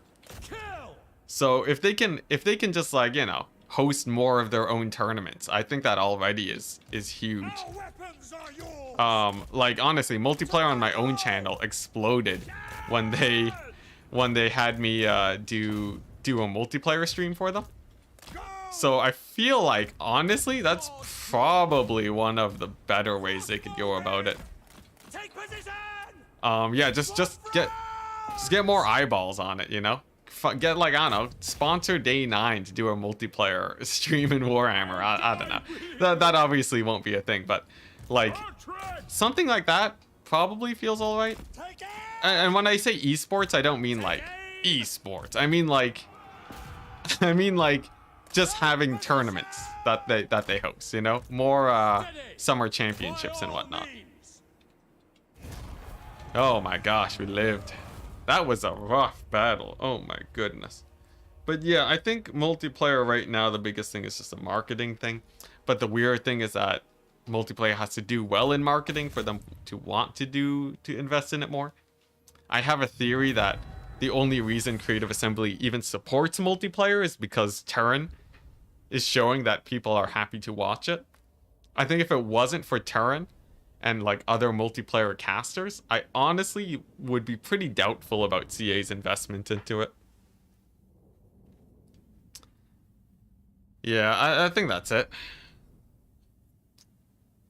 Leaderboards only cater to a niche audience. I would have no idea. I have like no data on this. The ancestors agree.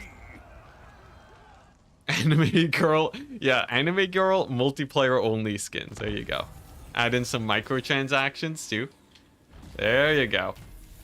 It's what everybody wanted. All right, where are the vampire counts at? We got this army's just been chilling here for ages, man. I don't know what they're doing. The Elector counts. Bring me to my men.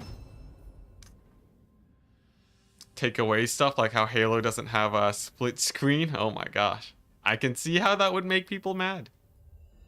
I can see that, yeah. All right, what's this? Empire Captains, man, that's so useless. Empire Captains are so garbage. Great Swords, that's pretty hype. And Reichsguard. I would love to make a Great Sword Reichsguard army with Franz. It'll take some time, though. It'll take some time. We'll have to dump this army and then let all these buildings finish and then throw it together. Oh, I need a special Reichsguard building, too. When do we hit tier 5? It's like a ways away. You know, maybe we can start thinking about extra growth. Let's do that. Here we go. Nice. How's the campaign going? Actually, really well. I think we've stabilized. There's no major threats at my front door right now. I guess the worst case would be if the Tomb Kings and the Dwarves showed up at the same time. But right now it only feels like there's just vampire counts around me. So it doesn't feel that bad. Yo, okay, this is what CA needs to do. They need to get dedicated servers, and they need to bridge the gap between hardcore multiplayer and campaign. And I think the obvious answer there is multiplayer campaigns, right? So what you do is they get the dedicated servers, they sponsor people to do huge, like, big old multiplayer streams where they're all, like, you know, playing the same campaign. It's running smoothly. It's balanced, too. That's the problem. See, there's no way Creative Assembly balances the game for multiplayer campaigns, right? That's just an impossibility, right? Like, they have a hard time enough trying to balance just raw multiplayer. But, like, if they could have that work out somehow, I think that'd be sort of the stepping stone to really dig into things. Because, like, if you just look at the how like StarCraft does it, right? Most people in StarCraft play multiplayer. And by multiplayer, I mean like 2v2 games, you know? A lot of people in StarCraft, they play like 2v2s or co-op or what have you. They're not really there for like the hardcore, like, you know, 1v1 madness. Or they play like the co-op mode in StarCraft. I think Creative Assembly needs something similar. I think they need a better developed co-op mode that won't lag, that actually works well. Like, if you look at like a co-op campaign right now, it's like what's the objective? Like, capture 100 settlements or something? It's like, it's not developed in the slightest. But the problem... yeah, I said the thing, Alex. I said the thing. The problem is that nobody really watches this. As much as I think everybody really likes the idea of co-op, and multiplayer, and like they like the idea of it doing well. The market sort of shows that people aren't really that interested. Now, obviously views is not the pure metric when it comes to market analysis. This is clear, right? It's not like, yes, the only reason CA should do anything is because of views, but it's pretty telling. I see like a 30% drop in viewership when I'm if I do like anything co-op. And on top of that, I also get very little audience interaction. So like there's like a lot of people that are probably, you know, diehard fans. They're like, you know, they love the idea of multiplayer stuff. But it's a hard sell. It's a hard sell, right? If I go to CA and I'm like, you should really work on multiplayer stuff. And then they're like, why? My response is just, well, you know, I would make less money. You would probably make less money. Fewer people would watch the game, which means fewer people will buy the game. And then overall interest will probably drop too because you're not spending that much time on campaign. And then like their response is supposed to be, yep, that's a brilliant idea, my dude. Brilliant idea. Let's dump like a few thousands on some dedicated servers, get some programmers to work on this, hire a balance team, you know, a couple $100,000. And then it'll be great. Like, yeah, there's just no way. There's no way that works. So, unfortunately, I don't think it's happening. Unfortunately, I don't think it's happening. As much as I would love to see it. Yeah, the biggest one you saw was a 6-player co-op.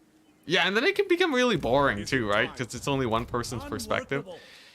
The game, obviously, the game is designed as a single-player game. I think that much is clear, and that's where most of their effort goes into. And like when they release DLCs, they do so like really good. The crazy thing, yeah, the Turing 2v2 co-op is good, but it's not even like, I don't think that's even the most profitable. I don't think that's even close to being the most profitable thing Turing does. But the crazy thing is, if CA releases good single player content, it actually does well for multiplayer too. When CA put out, like, if they get a really good campaign out, I'll see more people just like being like, hey, I'm new, I want to get into multiplayer, just because they're just bringing more people into the community. So almost the paradox that I'm sort of that I feel like is happening, is that the best thing CA could do for multiplayer is just focus purely on single player. Is it big? Is it a big drop in head-to-head as well? Yeah, it's a big drop in head-to-head. My head-to-head campaigns right now they do well enough where I still want to play them just because it's fun, but it's not really something I want to do all the time. Just because, you know, like in the end, you're making more people happy and interested by doing other types of content. Though, you know, I'll mix it in every once in a while for sure. I'm not dropping head-to-head in full. But yeah, I'm pretty sure. That's my theory. My theory is that the best thing CA can do is just keep working on single player and it'll be fine. And then, of course, you know, whatever they can spare for multiplayer, I would love. I love and appreciate that as much as humanly possible, but... yeah, that's sort of my general thoughts on that front.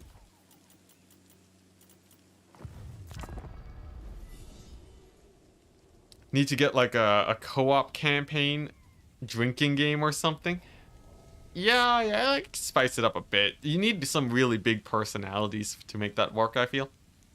Because there's a lot of people that you can bring into a co-op campaign, and then it's like, yeah, you just be like a little bit drunk and that's it. Yeah. Yeah, we're actually expanding a bit now. And pretty early in the campaign too. We've secured our position faster than the last time we did this challenge. Though I think that's because we get better, we get settlement garrisons instead. So the AI is a bit less inclined to attack us. Alright, Marienburg. It's like level 2. Did Marienburg get sacked recently? What is this? Yeah, Marienburg's not looking too hot. I would still like to take it over though. What are these guys doing? They're just being a pain in the butt. Not much I can really do there, though. I guess we'll just keep getting the economy. I need money just so I can keep fielding armies. I do, of course, enjoy my sacking economy, but I will need a little bit of cash. And I think Franz is the way to go in that front. So we can go here. Move. Excuse me. So, Nice. Combine them up. Go here. They route. Then I can fight these guys. Oh my gosh, they're running away. Oh my gosh. What an AI. Oh jeez. Big AI play there. Just running away from the Franz. Alright. Well now I'm out of movement. Let's see. I need to get back to Kemperbad, but I don't think I have the movement to get there. And then if I march stance, it's a bit awkward too. I can channeling stance. What do I do here, guys? yes. Yeah. A good co-op campaign, if you have a... Dang it, too far. If you have a group that's like really well-oiled and they're like having a great time, they're working with each other, I think that's a good setup for a co-op campaign. Sort of like if you did a D&D, like if you wanted to be a D&D channel. Okay, it's fine, we have ranged. If you wanted to do like a D&D show, right? It's more about the group having a really good dynamic rather than the game itself, right? But like the thing is, most content creators only met each other as content creators, so it's a little bit weird. And most people don't even play Warhammer multiplayer in their free time either, so it's a tough pickle. It's a really tough pickle. Also, hey Typoko, happy to have you here. I feel like the co-op stuff usually feels rather meh around Warhammer. Yeah, you need to be pretty experienced in it too. Like even in my own co-op campaigns, I do sort of feel it where it's like, oh yeah, like I'm not really that experienced with it. There's like a huge imbalance in how strong you are versus the other person. So it doesn't even feel like it's super competitive a lot of the time. It's a really rough formula. I don't think anyone's really figured it out. And you can tell because there's no Warhammer channel that is like, oh yeah, this is the dedicated Warhammer co-op channel. There's just none of that, so unfortunately we must wait. Go, go!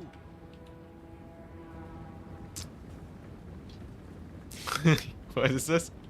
Role-playing as Masamundi, gurgling into the mic. Sure, you know. Yes, my lord. So I guess that's content. There you go. Into position. All right. How we want to take this? We got a bunch of range units over here. I got a bunch of range units myself. I think these guys could probably take over this side flank. Gochek and Felix can bully their crossbowmen. And then, oh man, the lines of fire on this map are pretty janky, but I think we can squeeze it in.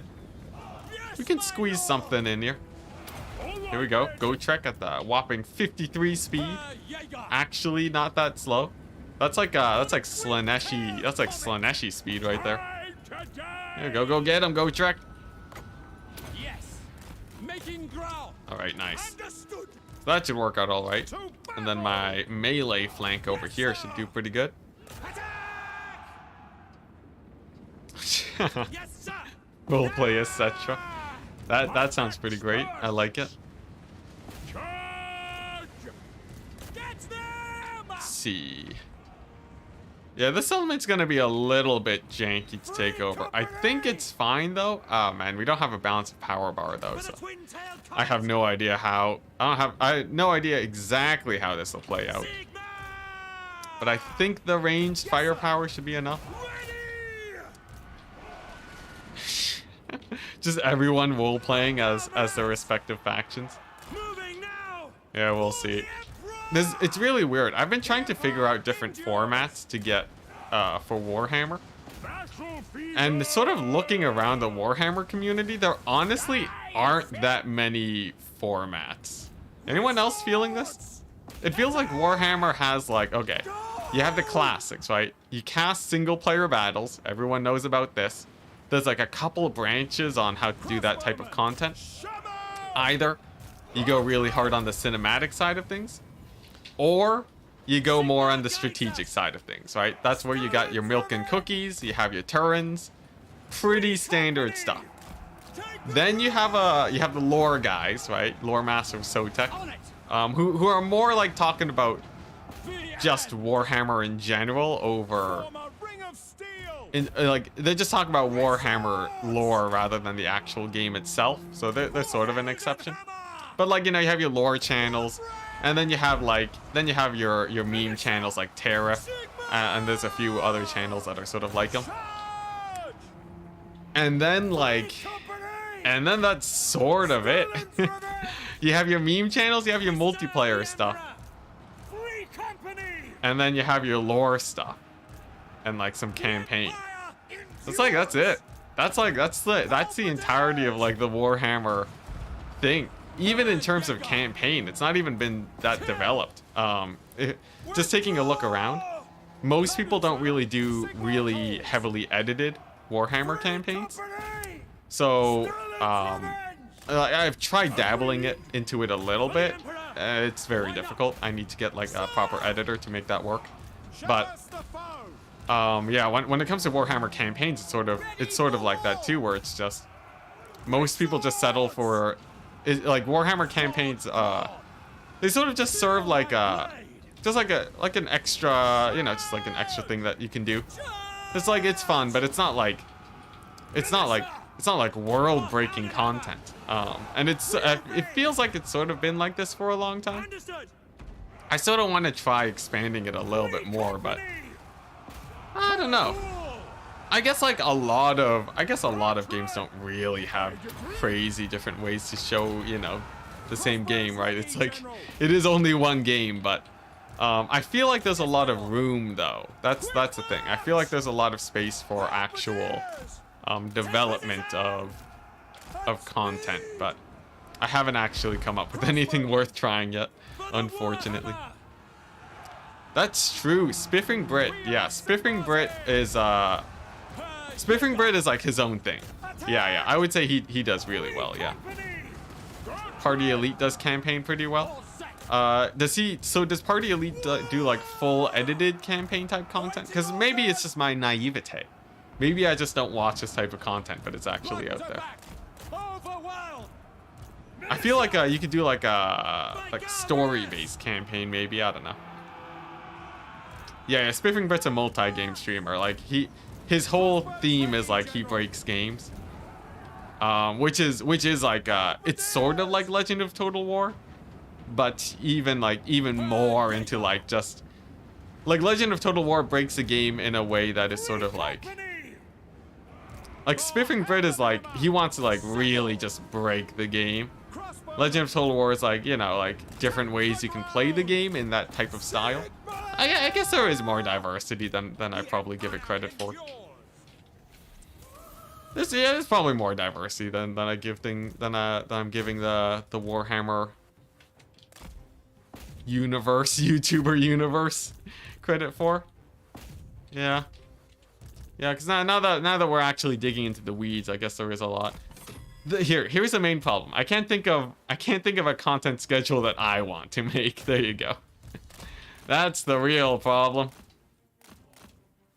Did I win yet? We're working on it. We're doing pretty good. By the way, Mace the Ace. Thank you very much for the $1. Every little bit helps. That actually, I do actually appreciate that a lot. You know, here's the funny thing. Ad blocker, guys. If you guys run ad blocker, totally fine, no judgment. But if you donate a single dollar, you are giving me more money in ads. Like you give me more than like a lifetime's worth of viewing ads. Okay. So, you know, if like, or, you know, if you just, if you download, like if you buy YouTube Premium or whatever, but honestly, even like a $1 donation is enough to offset like an entire viewing of my whole channel. It's crazy. Which is to say, ads give me basically no money, but thank you very much. Yeah, that's like an extra, that's like an upgrade. Get some bigger fries, pretty hype. I don't even eat hamburgers. I don't know how this became a thing. What? I think it's just because it's because I couldn't think of another food type that fell in the same cost range. Time to get paid. Bubba's Big Blast saying, I've actually done a story-based campaign passing around a save file. Oh, I tried that once. Yeah, I tried that once. It didn't work out very well, unfortunately. But it's an interesting concept. Alright. That's all my movements. Here we go. Hopefully Franz doesn't get murdered by the river. If he does, it's not the end of the world, but it's not, it ain't great. Let's see, Grunberg. How do I feel about the Grunberg? Can it hold? It has a pretty good garrison. Sure, let's upgrade it. Let's just spend all my money, why not? You know, who needs money?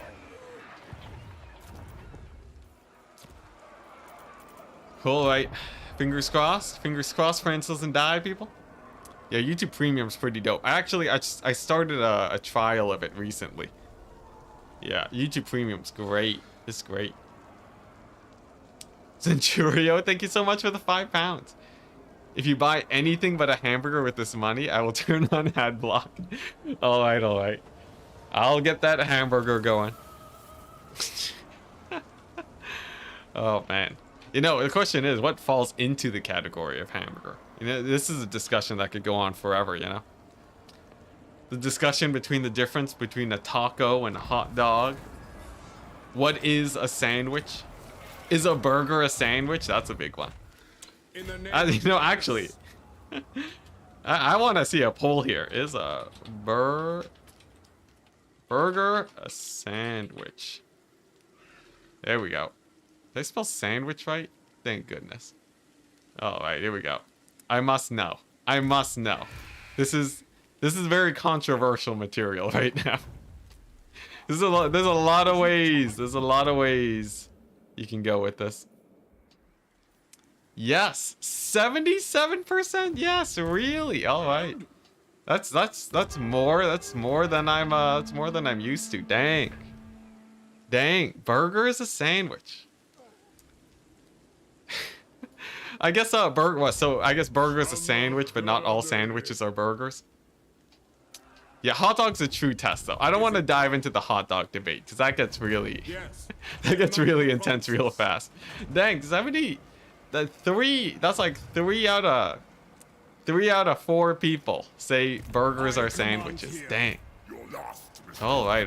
Well, there's like even more divisive stuff. I'm blanking on it right now, but it gets intense, yo. Can I, do these guys have a military? They don't. So I could kill them, but I don't want Festus to just smell blood in the water and just come at me. I feel like instead we're gonna chill at the Alhard instead. Hot dog is soup, yeah. What's it? Oh, what are the different tiers? So there's like there's what, like a ravioli, you have sandwiches. There's like a chart, right? So like if it cups around here, it's a taco. But that also makes hot dogs a taco. Is a hot dog a sandwich? A hot dog is a sandwich if you put pickles on it? Okay. Because it's a thin line. It's a really thin line. There's a thing about like the different grains too. It's insane, man. It's insane. It's been a while since I got into this debate though, so I feel like I'm not educated enough to really give it justice here. A kebab is a sandwich? A kebab? Probably not. A wrap is its own category. Yeah, so you have a taco, you have a wrap. What's just one layer? One layer is like something else, right? You've never been more offended by me than this discussion? Really? Even more than the pineapple stuff? More than the pineapple stuff. Oh my gosh, dang. Vover, by the way, I miss your donation, so sorry. Love the stream vibes, very chill. Thank you. I like to keep it pretty chill here. Honestly, the campaign, as it gets less stressful, we can spend more time with chat. Davin Witt, thank you very much for the $5 too. Dang. It's like this is like a full meal. I can eat. I can eat. I don't want to give the idea that I'm actually starving, by the way. We await your orders. I'm perfect. I'm financially fine. Fine, but not amazing. But thank you so much. Thank you so much, guys. All right, here we go. But yeah, no, seriously, more than the pineapple stuff though. Really, that's crazy. Is soup a salad? Oh, jeez. What? Soup's like what? Just like wet salad? Look. Oh man. Oh, I totally forget. There's like so many layers. There's so many layers. Is a hot dog a sandwich? Is a hot dog a sandwich? Okay, wait. It's a hot dog sandwich. I gotta see this one now. Now I'm wondering. Chat's got me wondering. Because hot dogs, my instinct is hot dog's not a sandwich. But then, okay, yeah, but then we get into Subways, right? Yeah, that was the deciding factor. I remember it now. This Captain John Matt with the membership just saying no. Yeah, here we go. We're already at the 50%. Because then we get into, is a Subway a sandwich? Because Subways, they do actually call it sandwiches at times. So I feel like that makes a big difference. This is a bit of a scary vampire counts army. Captain John Matt though, putting in the vicious no. Still 52% vote. Dang. So we do actually have people that do sort of feel both ways here. So for all of you, I gotta get another poll here going in a second. But first things first, we gotta let Franz not die. Hot dog is not a sandwich. Yeah, I gotta do a specific poll for the people that like Just, I gotta not lose Franz first though. 1 second. I need a specific poll for people who think hot dogs are not a sandwich. Okay? Because I got the rebuttal. I got the rebuttal waiting and ready for you guys. Come on, Franz, don't die. Don't die. We got a discussion that needs talking about. Come on, Franz. Live. Live. There you go. He's fine. Yeah, we gotta prep the rebuttal, and then we gotta give Chad a moral conundrum. This will be the hardest decision you've ever made in your lives. I just gotta finish off this Count's army real quick, because they are actually devastating me pretty hard here. Okay, let's get those war wagons out there. Did I just friendly fire the war wagon? I think I just hit the terror geist, so it's fine. Perfect 50-50. Oh yeah, it is perfect 50-50. Dang. All right, looking good, looking good. Oh my gosh, that Vargle was beating up Franz real hard. Let's get the disengage. All right, we just need a second before I throw the 50% in for a loop, man. This is gonna be pretty hype. Is a bag of milk a beverage? Yes, thank you very much. Why are you even asking that? All right, there we go. There's army losses. Okay. Okay, so is a sub a sandwich? Hot dog and sub equals sandwich. Hot dog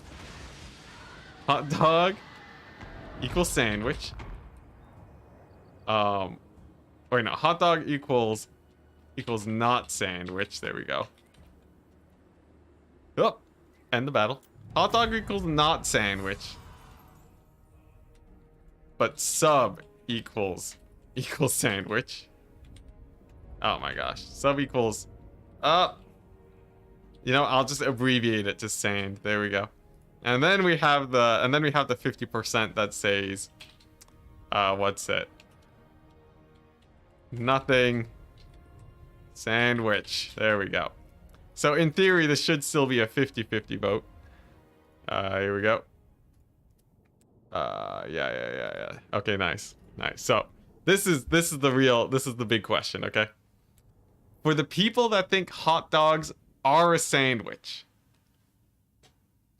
what are you doing with your lives? Wait, did I do this right? Hot dog and sub equals sandwich. Yeah. I think I did this right. Hot dog and sub are sandwiches. Okay, okay. All right, so that's the 50%. And then the other... Okay, and then... Oh, dang. Okay, so you guys are pretty consistent then. I can respect that. I can respect that. Is Enticity a hot dog? Depends on how you look at it. I'm not going to put a poll on it. Okay, so you guys are pretty consistent. Wait a second. Wait, so if you're saying like anything in a curve like this is a sandwich, now I'm really confused. I gotta test your consistency. Is a taco sandwich? Here we go. Now this one I must see. I must see. If it's different from 50-50, it means we got some hypocrites. Because that means that the type of bread, that means like the type of starch that you have changes it from being a sandwich or not. Which is like, you know, you could sort of see that, but no. Okay, nice. We do have some divisiveness. So some people are still yes. So 25% of people think, you know what? If it's like, if there's like if you can make a hole through it and there's bread on both sides, like any type of wheat, it's a sandwich. But then there's another 25% that call it quits at taco. This is very important viewer data. This is very important viewer data for me. It's a wrap? Oh, no, it's not a wrap until you get the 360, my dude. Don't be crazy. All right. Now we're talking. I finally got chat to split on something. Jeez, I was worried about the whole taco. Now. What's it? No, the whole hot dog. Oh, what's it called? Sub. There we go. Oh, so by the way, did someone just become a member? I didn't see the thing pop up. Oh, I am Davin, with another 5. Thank you. Saying had to change my name. I had no idea my last name was on there. Oh, my bad. Sorry, I didn't mean to accidentally just straight up dox you. Well, I am Davin. Thank you very much for the $5 donated.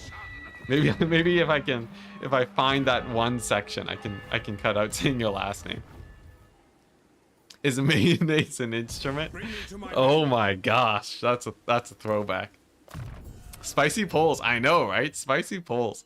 I'm happy that we got people to split a little bit. I was a little bit worried that it would just be 50% taco is a sandwich. Is pizza? Oh yeah, that's what the flat thing is. Yeah, if it's flat, it's a pizza. I think that makes sense. You can't really dispute that, right? There's like, you know, pizza alternatives, but it's all the same category. We know it. What am I getting? Do I want flagellant tech? I feel like I don't really want flagellant tech just yet. Oh, I can finally get a Reichs for it. That'd be pretty hype. Then I don't have to get it at Altdorf. Altdorf has a better one though, right? Yeah, Castle Reichsgard. That's a bit too hype to pass up. Let's just wait for that. And then some walls. I feel like the walls are important here. I don't know, it's Uberstrike, right? They're fairly safe, right? Who needs walls? Who needs walls when you can get something better?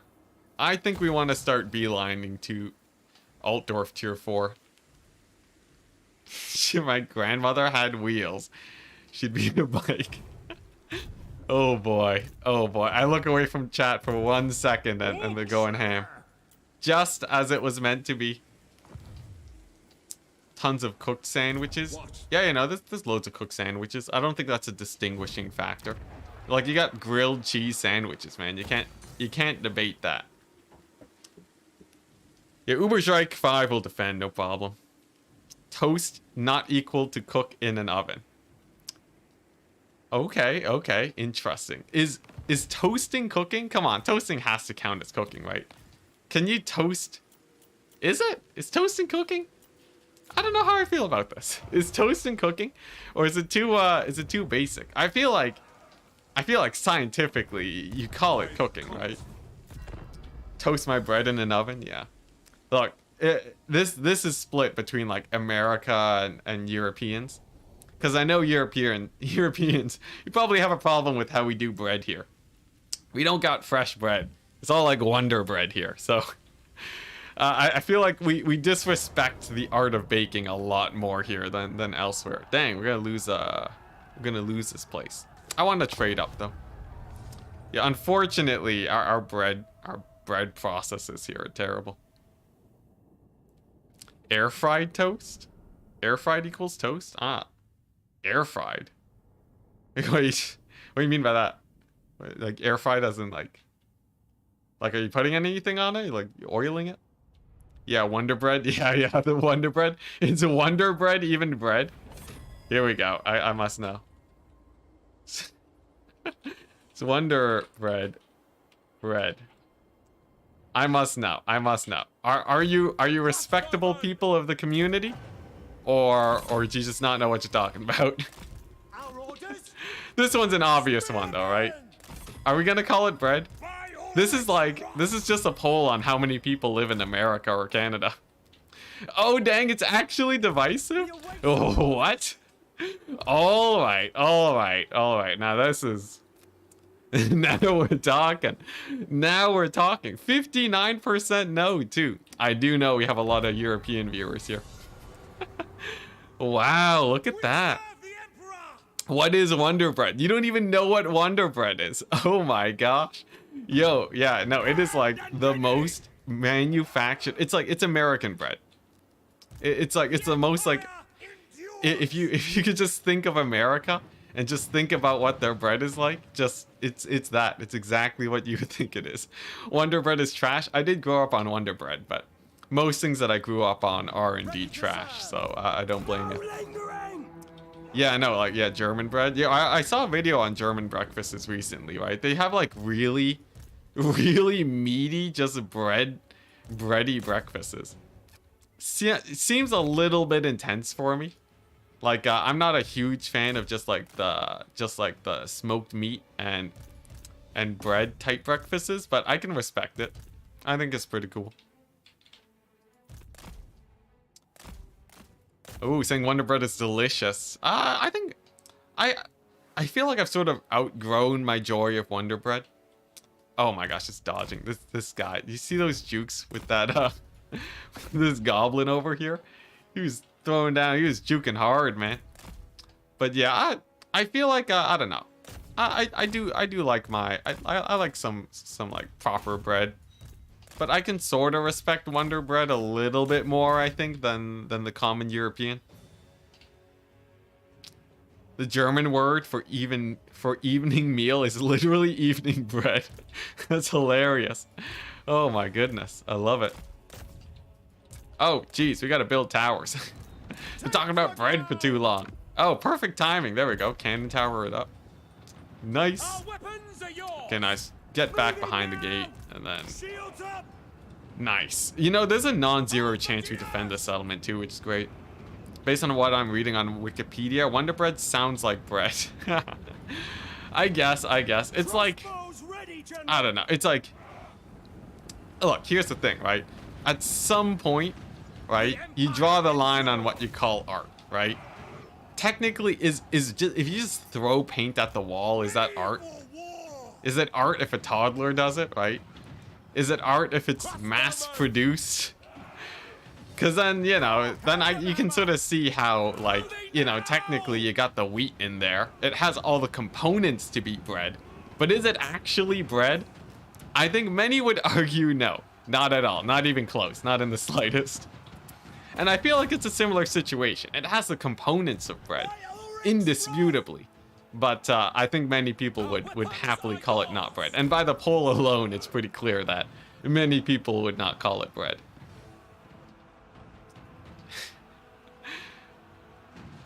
It's art. It's art if you're the first to do it. It's an interesting take. I feel like there's a lot of counterpoints to that though. I feel like that falls apart on many fronts. You know, this battle seems fairly winnable. I'm not a fan of the rock lobbers starting to roll in, but this feels like it should be pretty winnable.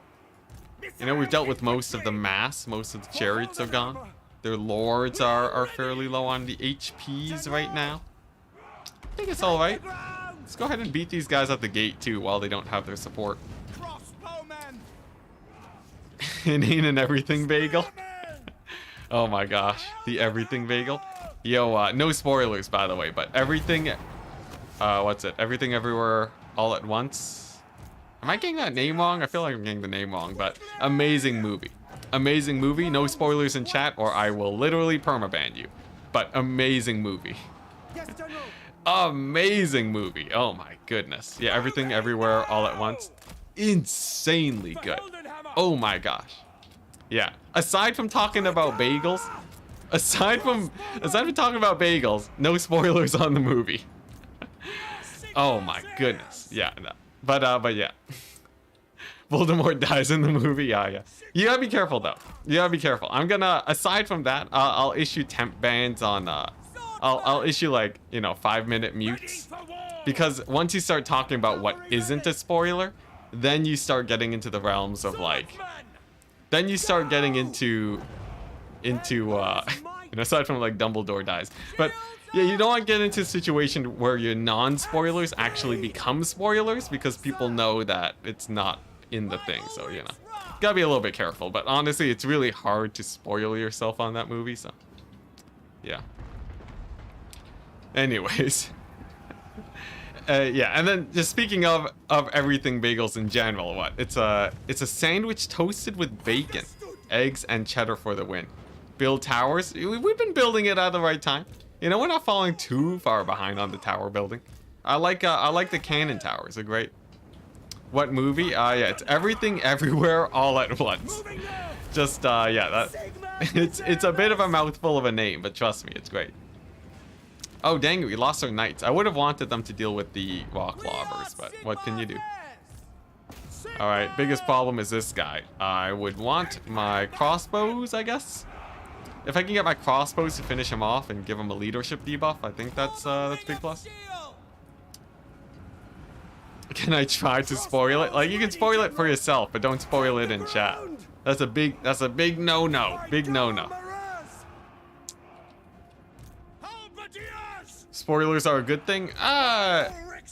Here's the thing, right? Spoilers can be a good thing, but it's not for everyone, right? It's like saying like meat. It's like saying meat is a good thing for your diet, right? And then like, yeah, meat provides a lot of protein for your diet, but I'm not gonna start force feeding vegetarians meat. Right? I think that is objectively a bad thing. It brings suffering into the world if I'm forcing people to get something that they don't want. So as much as we can argue that something is good or bad, I'm not gonna do that. And to see abandons this campaign turn 50 when it's obvious I'll win. Well, we'll see about it. It depends on how quickly I can close out a campaign, but at some point it will become obvious that we'll win. I think we've played enough Warhammer campaigns where I can sort of, I think we've learned how to end campaigns quickly. I think. I might be terribly wrong here. And I'm ready to be terribly wrong, but I feel like once we hit the point where we've basically won it, then I should be able to just win it in like maybe a couple sessions. Now, the last time I said that, it took me like 10 hours to finish a campaign that I thought was done. So, you know, I'm not gonna say that it's impossible for me to be wrong, but that's the plan, Alright, nice. Another cannon tower for the win. Yeah, we'll see how we feel about it, you know. Zenturio, by the way, thank you very much for another £5.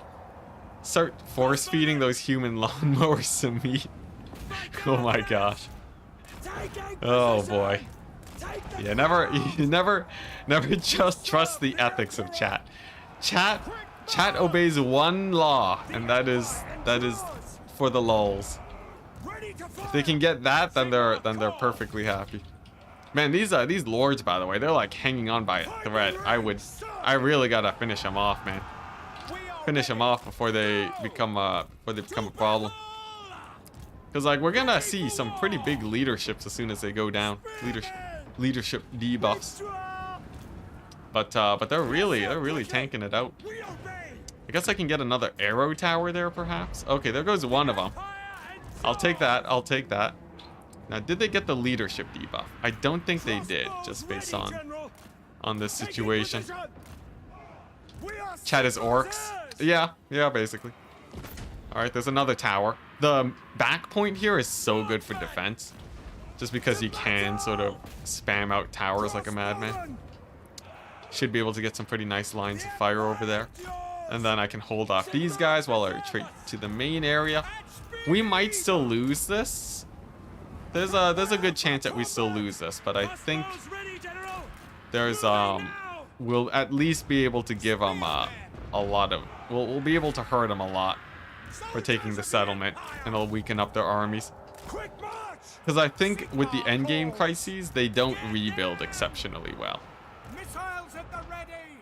What's your favorite faction in campaign? Honestly, there's so many good ones. I'd say I do really much enjoy... Oh, I don't know. I really like underdog factions, but I also really like Vampire Coast. I used to really enjoy artillery-based factions, but nowadays, I'm liking the much more mobile, super expansionist guys. So, I really like Slaanesh. I think Slaanesh and a lot of the weaker factions I enjoy. Hey, Zenturio, thank you so much for becoming a deckhand. You know, I was thinking of doing multiplayer content for members, but I figured it'd just be better to put it in on the second channel. I don't know. It felt a little bit weird for that. It does mean that, unfortunately, I don't have as much for members now. But, you know, I'm hoping I can figure out something eventually. Eventually. For now, though, it's a little bit bare bones. It's been on my mind, though. It's been on my mind. Gork. Oh, my goodness. Amazing. Amazing. I love it. Oh, I should get a unit named after you, too, so that we get to watch you slowly get whittled down by my bad decision making. Conditions acceptable. Man, this is such a close battle. I wish we had been able to win it, but what just happened? Did we just get army lost? What just happened? I just got instantly Valiant defeated without army losses. What's the second channel for? It's stuff that doesn't fit on this, that is still Warhammer focused. Well, I have no idea what happened, but there you go. Give us finger pictures. Ah, yes, yeah, feet pictures, the OnlyFans. Join my membership. 4 feet pictures for the hot tub stream. I do not have the physique for a hot tub stream. Or maybe I do. Maybe that's what people want. Hey, Ionize, thank you for your lifetime of ad viewing. Feel free to ad block me. Oh, the Grunberg fight? This should be pretty hype. I think they just die though. I don't really feel like fighting this. But yeah, thank you so much, Ionize. That's £1 too. That's a lot. Thank you very much, good sir. Gorko Morg poll. Oh, yeah, that's a good one. That's a good one. There we go. We must see. We must see. You know, in actual campaign, I feel like Mork can be pretty hype. Is that sacrilegious to say? I feel like most people actually do Mork, but... Thanks, 62% gore. Not enough conniving. Not enough, what's it? What was it? Oh my goodness, it's like, it's not sneaky, it's like, it's not like tricksy. I forget the term. I forget the term for a good Morkin, but 63% Gork is pretty unfortunate. Let's check out repair this now. Dang it. Everyone, oh, there we go. It's balancing out a little bit better. Come on, guys. Get it to 50%. We need a little bit more. Yeah, there we go. Cunning's the word. It took me a hot second there. And by took me a hot second, I mean, took Chad a hot second to literally just tell me how to do my job. Come on, just a little bit more Mork. Just a little bit more. I believe in you guys. And what are we gonna do about these counts? They're like everywhere, man. Franz can do all right against them, but let's see. Like, I can do a bit of cleanup here. This guy's higher level. It'd be better if I kill him. The Wah is here. Yeah, cunningly brutal and brutally cunning. Oh my gosh, it was so close. 46% Mork. Come on, guys. Come on. You got this. Just a little bit more. Yeah, everyone just wants to be brutally, yeah, brutally cunning. Cunningly brutal. Which one is it? Gork is cunningly brutal. Yeah. Alright. Anyways, I gotta finish this guy off first. I want to take him out of the picture. Jeez, it's so close. It's so close. We need like a few... We need some newer viewers to hop on and see the poll and vote more. Chat can't math, yeah. Oh, wow. We got a Trickster's helm? That's sick. I think we already have one too. Dang. That's a big one. That's a big one. Gotrek's gonna be gone though in the next turn, just in case it's bugged. Gonna get rid of his items. I don't know if it actually is bugged or not, but I don't want to. I don't want to test it. And then I guess we camp the Helmgart area with them. Alhart can just hold on its own against Marienburg. Yeah, no, chat is... Yeah, no, I don't think chat's gonna get there. Dang, disappointing, chat. Disappointing. Talk about push pulling. Yeah, you know, I could swing my own pulls. Oh, I got no shame. Dang, Gork won it. Gork won it. I gotta say though, Gork has a lot of appeal. Gork has a lot of appeal. You know, if it wasn't unbalanced, right? Why would the greenskins be fighting each other so much? I feel like this, it's almost necessary to be slightly unbalanced just to spark conflict. It's beautiful in that way, isn't it? Oh man. Oh yeah, that's true. Gork didn't end at 69%. That's the true loss for everyone. What am I doing here? I can get what? Swordsman. I want Franz to eventually be my late game sick army, you know? So I feel like greatsword upgrades are sort of the way to go, but it's just so bad. Basic weapon strength, it's not even armor piercing damage, and like 12 armor. That's not even worth getting, it's so bad. Might as well get like artillery upgrades. That's unfortunate. Is this a bit better? This is cavalry upgrades. I do like that. I think Franz will always want cavalry, so I might as well go for that one. The nation calls. Alright, and then we can go ahead and hold Nuln. And I think Operation Get a Little Bit More money's underway now. So, you know, I could get another Lord here too. That sounds pretty hype. How expensive is that? Only a bit expensive. Only a little bit expensive. I'll take it. I'll take it. Yeah, so what I'm thinking, right? We get this guy. We load him up. Make him a beast, alright? Make him just an absolute beast. And then have him be the ender of Marienburg. I feel like this is the way to go. Hey Gus, hello, hello. They've been power crept really badly. What, great swords? Oh yeah, the poor great swords. You know, they're still not a terrible unit. I still like them. Upkeep has increased because of what? What's happening? It just gives me a red error. Well, you know what? Whatever. I guess it's because of supply lines, maybe.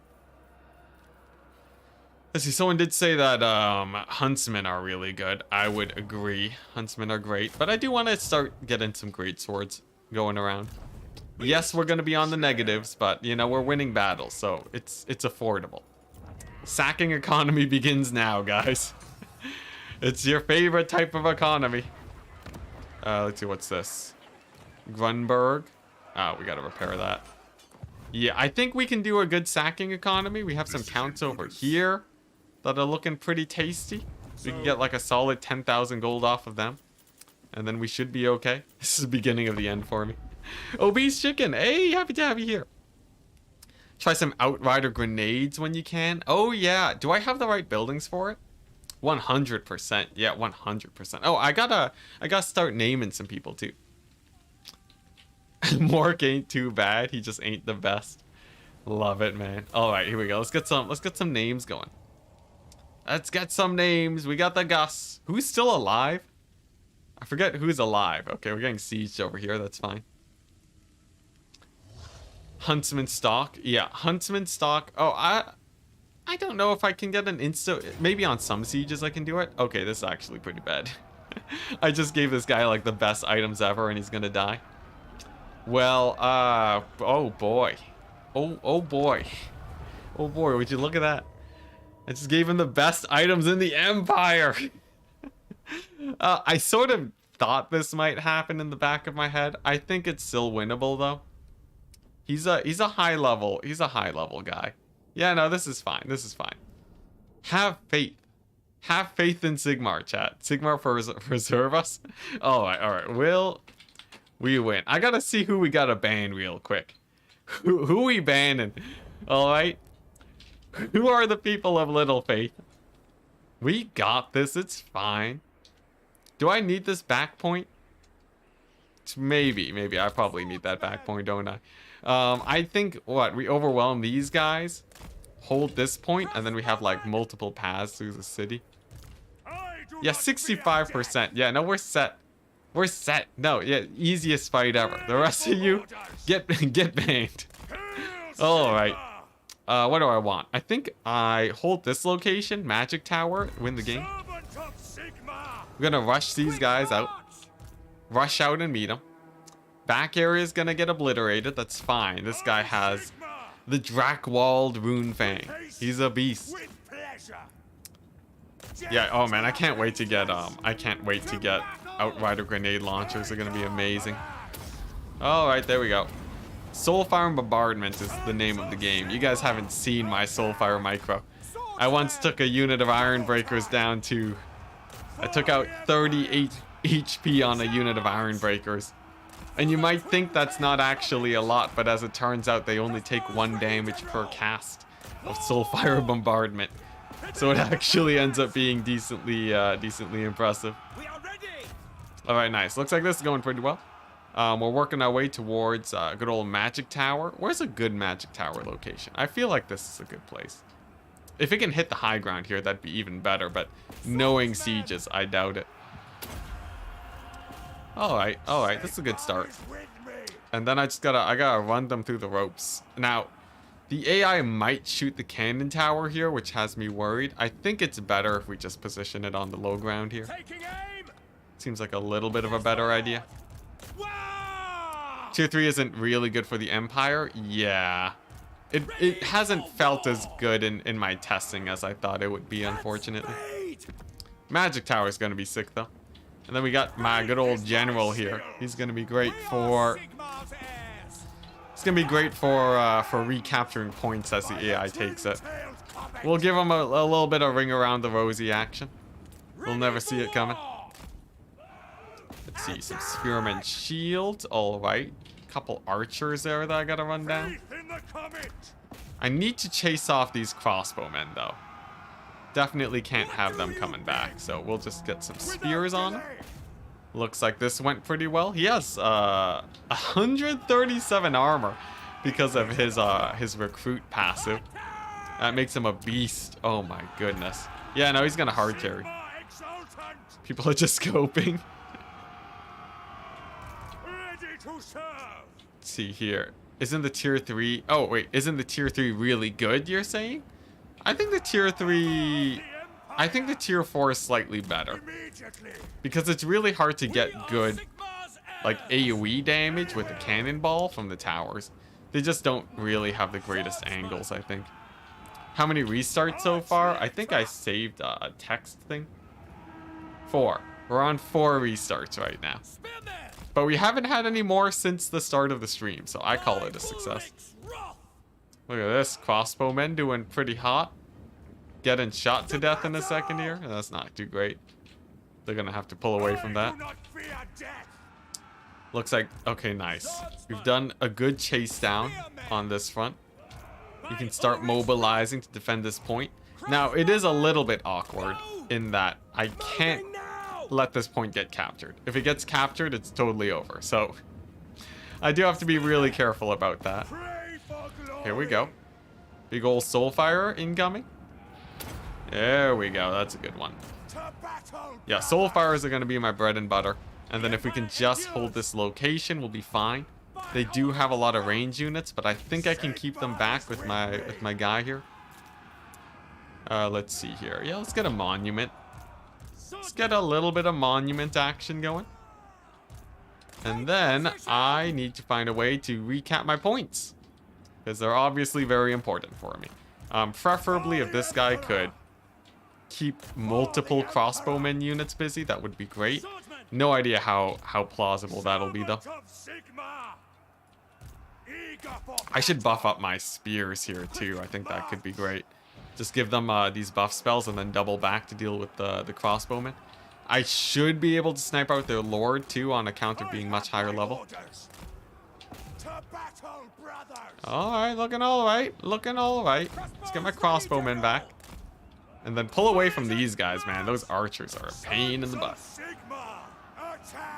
So much more familiar with towers from other factions, and tier 3 seems like it's overall the most value. I think in general you can't really go too wrong with the tier 3 stuff, but I think there's cases where you can get better with like tier 1. I'm pretty sure there's tier 1 towers that do AoE, right? And those are just like insanely good. Okay, now I have to be careful here. In terms of legendary difficulty, this is a little bit sketch. There's also the fact that this won't really build as long as they're occupying that location.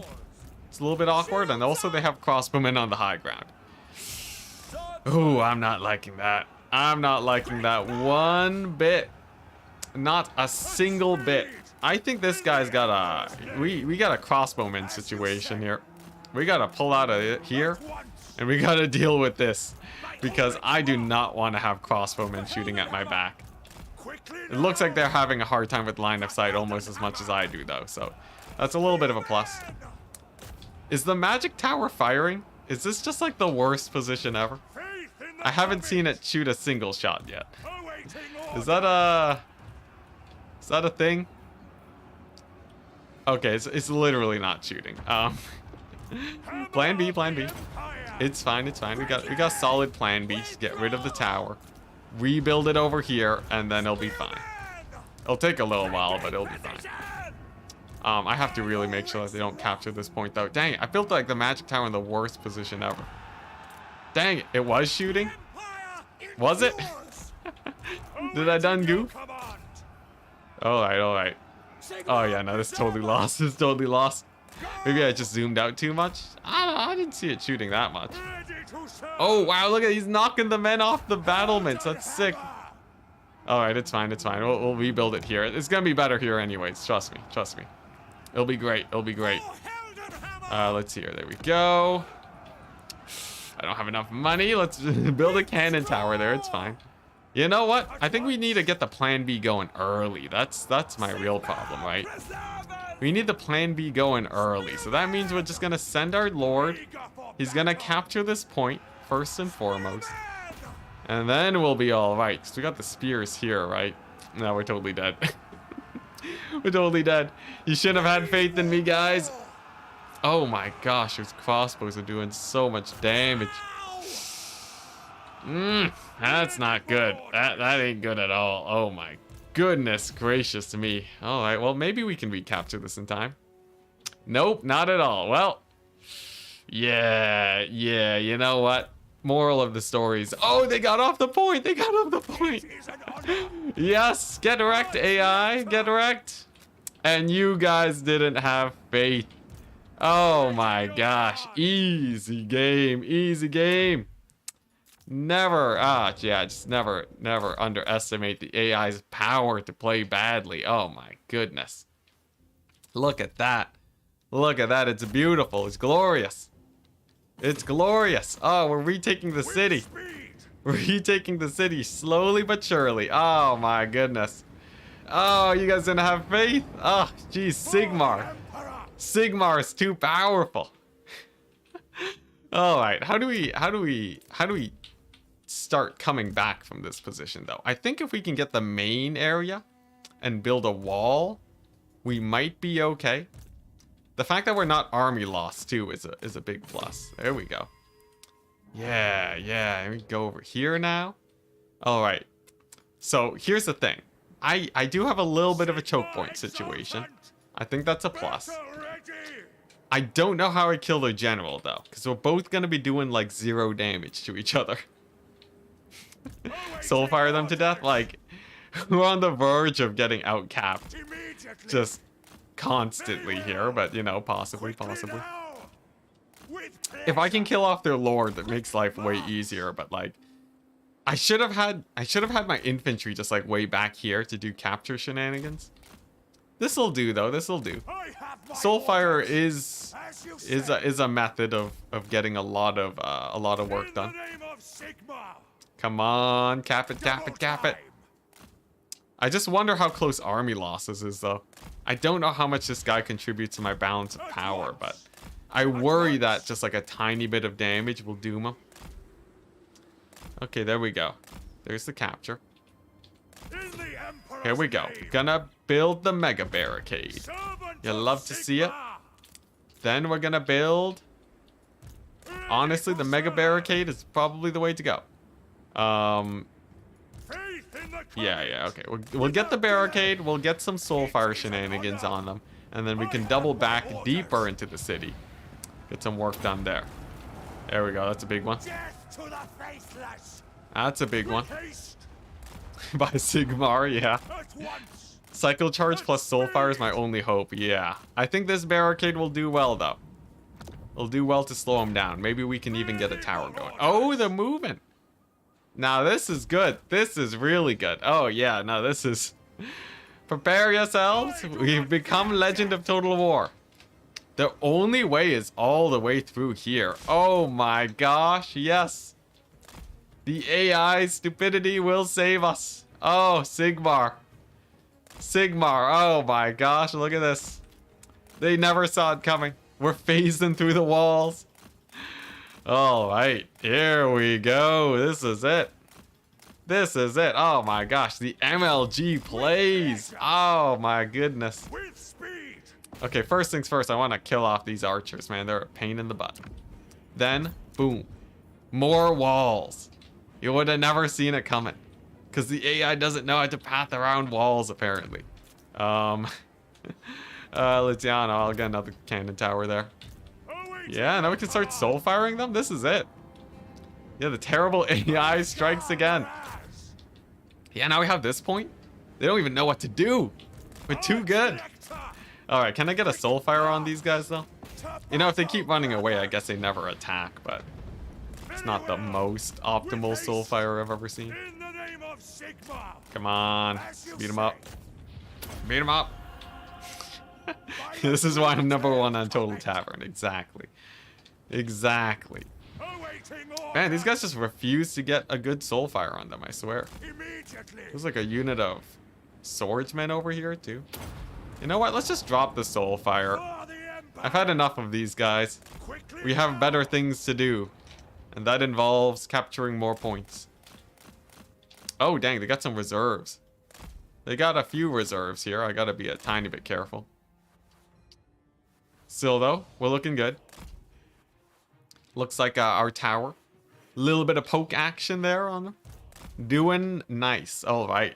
Get this place back. See, I told you we'd be holding this. It's becoming a legend stream very quickly, yes, but desperate times call for desperate measures. This guy, I stacked him with like the most expensive items I have. Like literally the best equipment I could find. I don't want him to die. I really don't want him to die, so this is gonna be the plan instead. Let's just get a basic barricade here, why not? We lost our barricades there, unfortunately, but we have this back. Oh yeah, there we go. Oh yeah. We take this point, and then we can get some more soul fires here. It'll be great. It'll be great. Just poke them down with the towers. The real legend. The real legend was the points we capped along the way. Most assuredly. As long as we don't take too much damage here, we're fine. I think the biggest threat is their lord. But if we wear them down enough, I think the towers will eventually kill him. And it's not like he'll be good enough at capping points. We lost another area, but we've reclaimed 3 sections of the settlement. And he's gonna have to push very hard here to get any work done. In fact, you know, I might even be able to defend these spears. The longer we can hold this point, the better. So just because we get to maintain these towers, so I'm just gonna go all in on holding that. This point's just a throwaway one. It's fine if they take it. It's just for some extra supplies, but we'll be fine. How are you not army lost yet? The settlement garrison was pretty small. So I think even though he has the overwhelming army size, we're still okay. But my gut tells me that we're on the brink of being army lost. So we're going to be very careful here. In the Emperor's name. Here we go. Don't mind me. Just plopping by. Just plopping by with a little bit of a sulfur bombardment. There we go. That's a good one. That's a good one. All right, nice. Looking good, and we get to hold the point too. Now I have to be careful because at some point I'll have to bail out to recapture the other points, and that means a lot of maneuvering is going to be on the way. If I can kill these guys though with the towers, then it makes my traversal a little bit easier. Yeah, it's going to be a sketchy one. This one's going to be a sketchy one. Maybe I stall these guys out. I think that's the better play. I stall out these swordsmen.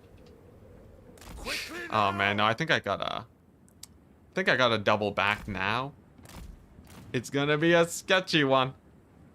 It's gonna be a real sketchy one. Cause these guys are close and this point is getting capped. Oh man, I'm not feeling too great about this. Nervous times 4 speed. Come on, get there. Get there, city. All right, here we go. Now he's gonna capture it a little bit faster. Oh, come on. No, not like this. Not like this. Not like this. No. No. Oh my gosh. Well.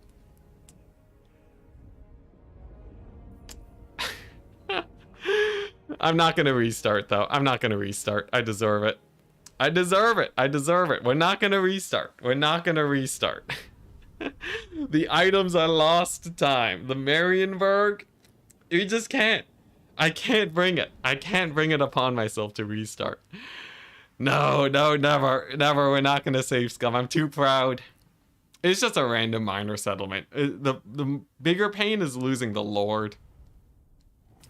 Yeah, Virtual. He tried his best, but I just can't. Look, honestly, Bretonnians were gonna kill him next turn anyways, but. Oh my gosh, he did not serve very long, did he? What's going on? Is this a quest battle? Oh, go check and Felix are gone. Okay, I see. Well, Simon, it's up to you now. Oh boy, we just lost a lot of levels there. Oh, okay, they stole it. There's a chance we'll get it back. It's fine. All right. Oh, jeez, that is a spicy. That's a spicy pickle. Is Heinz here? Is the return of Heinz? No, just Felix. I really need the return of Heinz. That's what we need. Will Gotrek come back ever? I think he does, but I'm not entirely sure. I think there's like some way of getting him back, but or like he just comes on a timer. I think that's basically it. Oh man, yeah, goodbye, Alhart. You served well, but you done got sacked. Wow, this Bretonnian army sucks. That's good. Let's see, how about Helmgart? These guys could easily siege Helmgart. I think we just hold it with good old Simon. Get another great sword in that army. Alright. And then we do Franz. We do Franz. Valiant defeat? I think not. He does have 3 Blood Knights though, but aside from that, oh, and a Hex Wraith and some Black Knight Lances, but aside from that, if we can just hold off from the cavalry, I think we'll be okay. Now, if we lose this, we're definitely restarting, but I think we'll be fine. I think we'll be fine. We just gotta hold off for some Blood Knights, right? What have Blood Knights ever done to us? Nothing. Yeah, Heinz gonna be like Aang. Oh, I forgot to rename some units. Remind me after this battle to do some renaming. I feel like it's like the most fun part of the stream, just watching you guys slowly but surely die. All right, here we go. Defensive position by this hill, feeling pretty good. We only got a couple choke points that we really have to worry about. And then we're gonna focus fire their cavalry. I have a lot of very elite cavalry of my own that will be able to hold the line. Then, of course, we have Franz. He's great. And then the Pistoliers. Operation Pistoliers distracting. They'll be there with the skirmish mode. And I think, yeah, the Black Lion should be able to pick off some guys too. Unfortunately, his cavalry's really far away, but it should be good. Let's see how this goes. So, optimally, they decide to push forwards towards me at the start.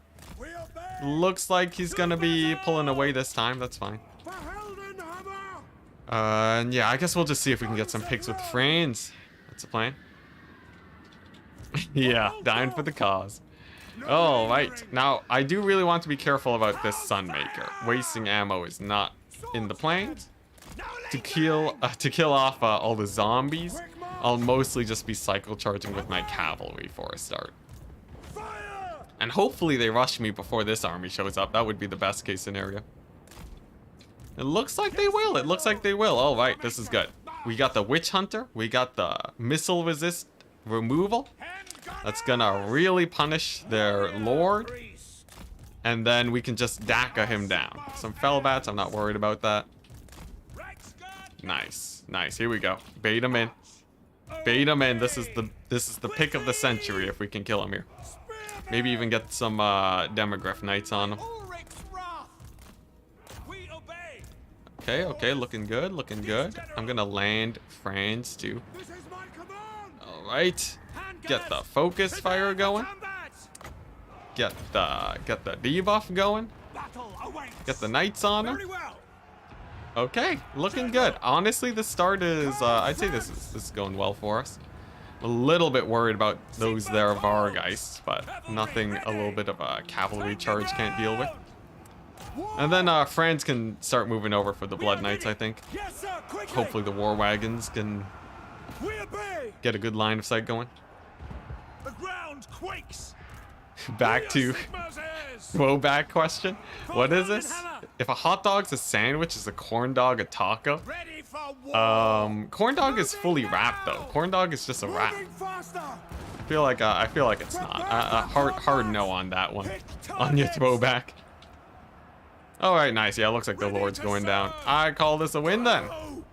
There we go. We got our cavalry chasing him down, so he can't take back off into the air. Sweet, sweet. And the Blood Knights even took a lot of damage too. Not a problem. Yes, my lord. See to it. Yeah, burrito. Ah, yeah, there you go. It's a burrito. Yeah, yeah. All right, so we're gonna pull back.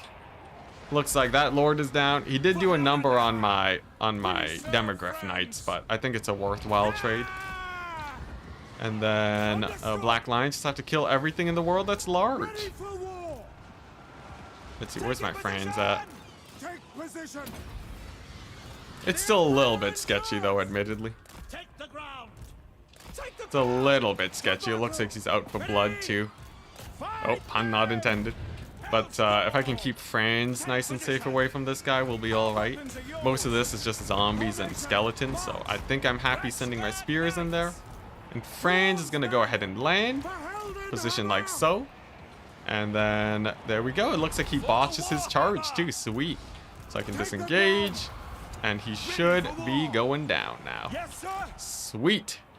Now I just gotta worry about these guys in the forest. It looks like my Pistoliers have done a good job with their distracting. There's the one thing they're gonna be good for. It will be that. Nice. All right. What you call a single slice of bread? I think that's just a single slice of bread. I don't think it becomes a meal just for being itself. As much as I'm sure you would hope it to be. Hellstorm Rocket Battery, gotta be real worried about that friendly fire. Let's just turn and avoid that real quick. Ooh, alright. I'd say things are looking pretty good. Things are looking pretty good. We do have the much more elite army in the distance, but we killed off most of their flyers, I think, if not all of them.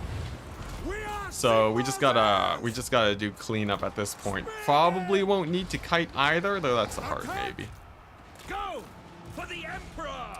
Oh, here we go. Sunmaker can start targeting the Hex Wraiths. That's a big plus. Nice. And Lord is down in a volley. Any moment now. Come on. There we go. He's down. All right. Now it's going to be a lot of crumbling on the Vampire Counts' part. Sweet. We still have loads of ammunition. Now, there they are. There's the elite stack. So we got some Blood Knights. We got some Graveguard. Sunmaker's primarily going to hit up the Graveguard just because they're not too capable of dodging. They're a little bit slow, so I'm not as worried about them. Hex Wraiths don't have that much physical resist anymore, so they will actually take a lot of damage from those guys. Nice. Nice. Oh man, look at this. Look at this just pile of bodies. That's good for me. All right, and then soon enough, the Black Lions can even start targeting down the Blood Knights. I think we're good. I think we're good. One of the rare Valiant defeats that we can actually win. Let's even start pulling back some Empire Knights just so we don't lose any of our units here. Let's see here. Yeah, Reichsguard and those Empire Knights will pull them back. Nice. All right. Black Lions, where are they at? Shut down those Blood Knights. Please shut down those Blood Knights. I do not want to be dealing with them. Get all guns a-firing on them. And then I might even be able to accuse one of them. There we go. Reduce their resistances a little bit. All right, and now we see how we deal with this mosh pit. So we have a Mortis engine coming on in. Mortis engines are a terrifying tool for such a blob of infantry. So making sure that we get Franz on top of it, making sure that we get our crossbows on top of it will be very important. And then I think this angle with the Black Lines is going to be perfect for us here. It's seeing right down the flank of all of those Blood Knights. I think it should be fine.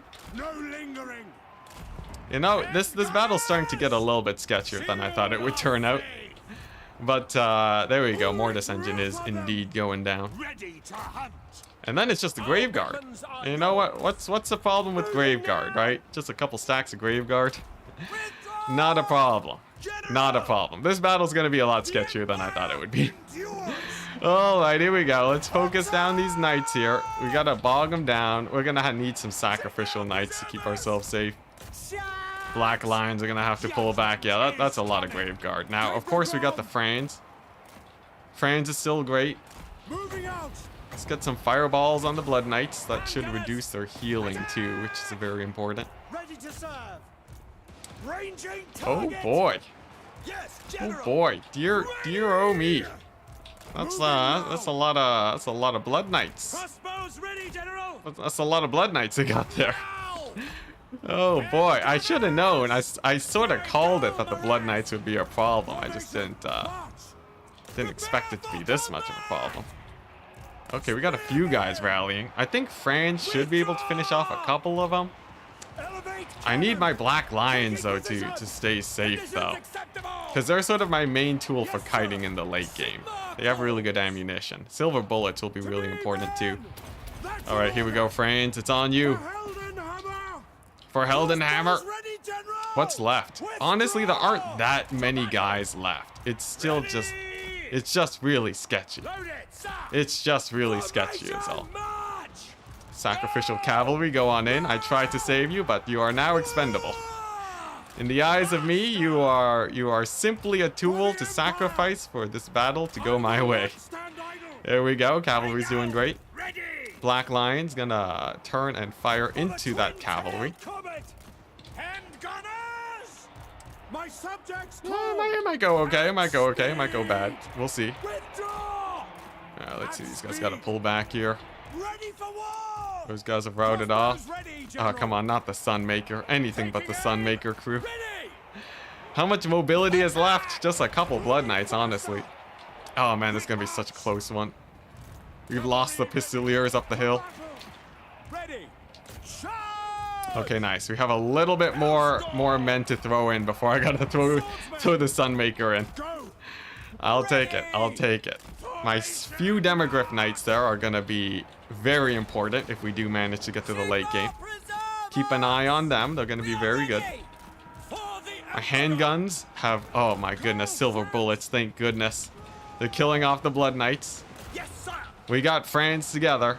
Yeah, I think we're fine, guys. We're fine. We're fine. Handgunners. Real question, is it Taco Tuesday or Taco Friday? I'm getting massacred here in chat's just all about tacos. Oh boy. Quickly. Yeah, people just talk about soups, man. I guess chat's just not that worried about this fight. Not worried in the slightest, apparently. Withdraw. I can't pull back. No lingering. Thursday, Friday fish fry. Ooh, man. Yo, you guys are getting me hungry, man. I'm getting hungry. Yo, we ran out of milk. We ran out of milk in the house, so I've just been like, I've been without desperation food. So like I'm like sort of starving, man. You got this, Enticity? No. Keep talking about tacos, man. Honestly, I'm enjoying it. Let's see. Let's shoot those grave guard up. There we go. It's more a question about army losses, I think, now than anything else. Because we are on the verge. We are on the verge just a wee bit. We're about to see a lot of routes, so it might happen. It might. It's gonna be bloody close, man. It's gonna be bloody close. New meme proposed. Donos pay for currents of milk for Enticity to drink. Oh, that's a good one. There, yeah. It'd be so much milk, though. It'd be so much milk. All right. It looks like we've survived the army losses. The witch hunter he's doing great. To reduce the physical resist of those Karen rates. Yeah, okay. And then he can just kite out a little bit to get us some value. I think Franz can probably get a few of these guys crumbling. He routes off, though. He routes off, but let's see, where are the grave guard at? There they are. Yeah, get some shots in on the grave guard. Finish off the Karen rates just a little bit. The cavalry being really far away is a big help too. The cavalry being far away means that they're not really putting too much of an impact on this situation. Okay, Franz doing great. I'm saving my fireball for that cav too. I want them out of the picture. Okay, looks like the grave guard going down. I like it. I like it. We have what? Godfried. Oh boy. Oh boy, this is stressful. I think I can cycle charge these guys fairly safely. Turn these guys, fire into the grave guard. I'm so worried about army losses. I'm so incredibly worried about army losses, because army losses can happen just as a matter of my army getting too low rather than trading down. Get yourself some bags of milk. Thank you very much, J-Dub. Oh boy, come on, come on. Let's see, Black Lions. What am I gonna do with the Black Lions? I think I save my volley. I think I save my volley for these guys for those knights. So we just save one last volley to take them out. The handgunners, of course, have to keep away from the grave guard. Franz should be able to help out. There we go. This is a leadership buff. Okay, nice. So these guys are basically down. I'll take it. I'll take it. And then we can use a little bit of our ammo to kill off some skeleton spears, because honestly, there's not too much left here. Oh boy. Oh boy. And I thought this battle would be a little bit easier. Jeez. Vampire counts don't let up. They definitely don't let up, man. But I think a couple shots into those Black Knights should do it. Balance of power is feeling safer than ever now. Alright. Just got conserve ammo there and Black Lions away. Nice. Look at that. Just ripping through those Blood Knights. Amazing. Oh my gosh. What a fight. What a fight. We got there though. What are you saving Franz's fireball for? Oh yeah. Bad timing on that message. Alright. So I think the Blood Knights should go down. I think they have what? Blood Knights have missile resist when they're out of melee, but this does enough damage where it should be fine. They're also not healing when they're out of melee, which is a big plus. There we go, we got the skeletons crumbling. I can stop wasting ammo on them, turn to fire at the Blood Knights instead. And then I think my silver bullet cleanup should be enough for this. There we go. Huge volley on the silver bullets. Puts those Blood Knights in their place. Alright. There we go. Let's just not lose those black lines real quick. Nice. Alright. Oh my gosh. Huge volleys on them. Man, the handgunners. Handgunners are a must if you're playing an Empire campaign. My goodness. Alright. Now they do magic damage, so they're going to do extra to the Karen rates. Definitely want that. Franz rocking the 500 HP. Pretty sketch. Pretty sketch. Where's my cavalry at? Alright, Black Lions. Gonna bail Franz out as a chariot unit now.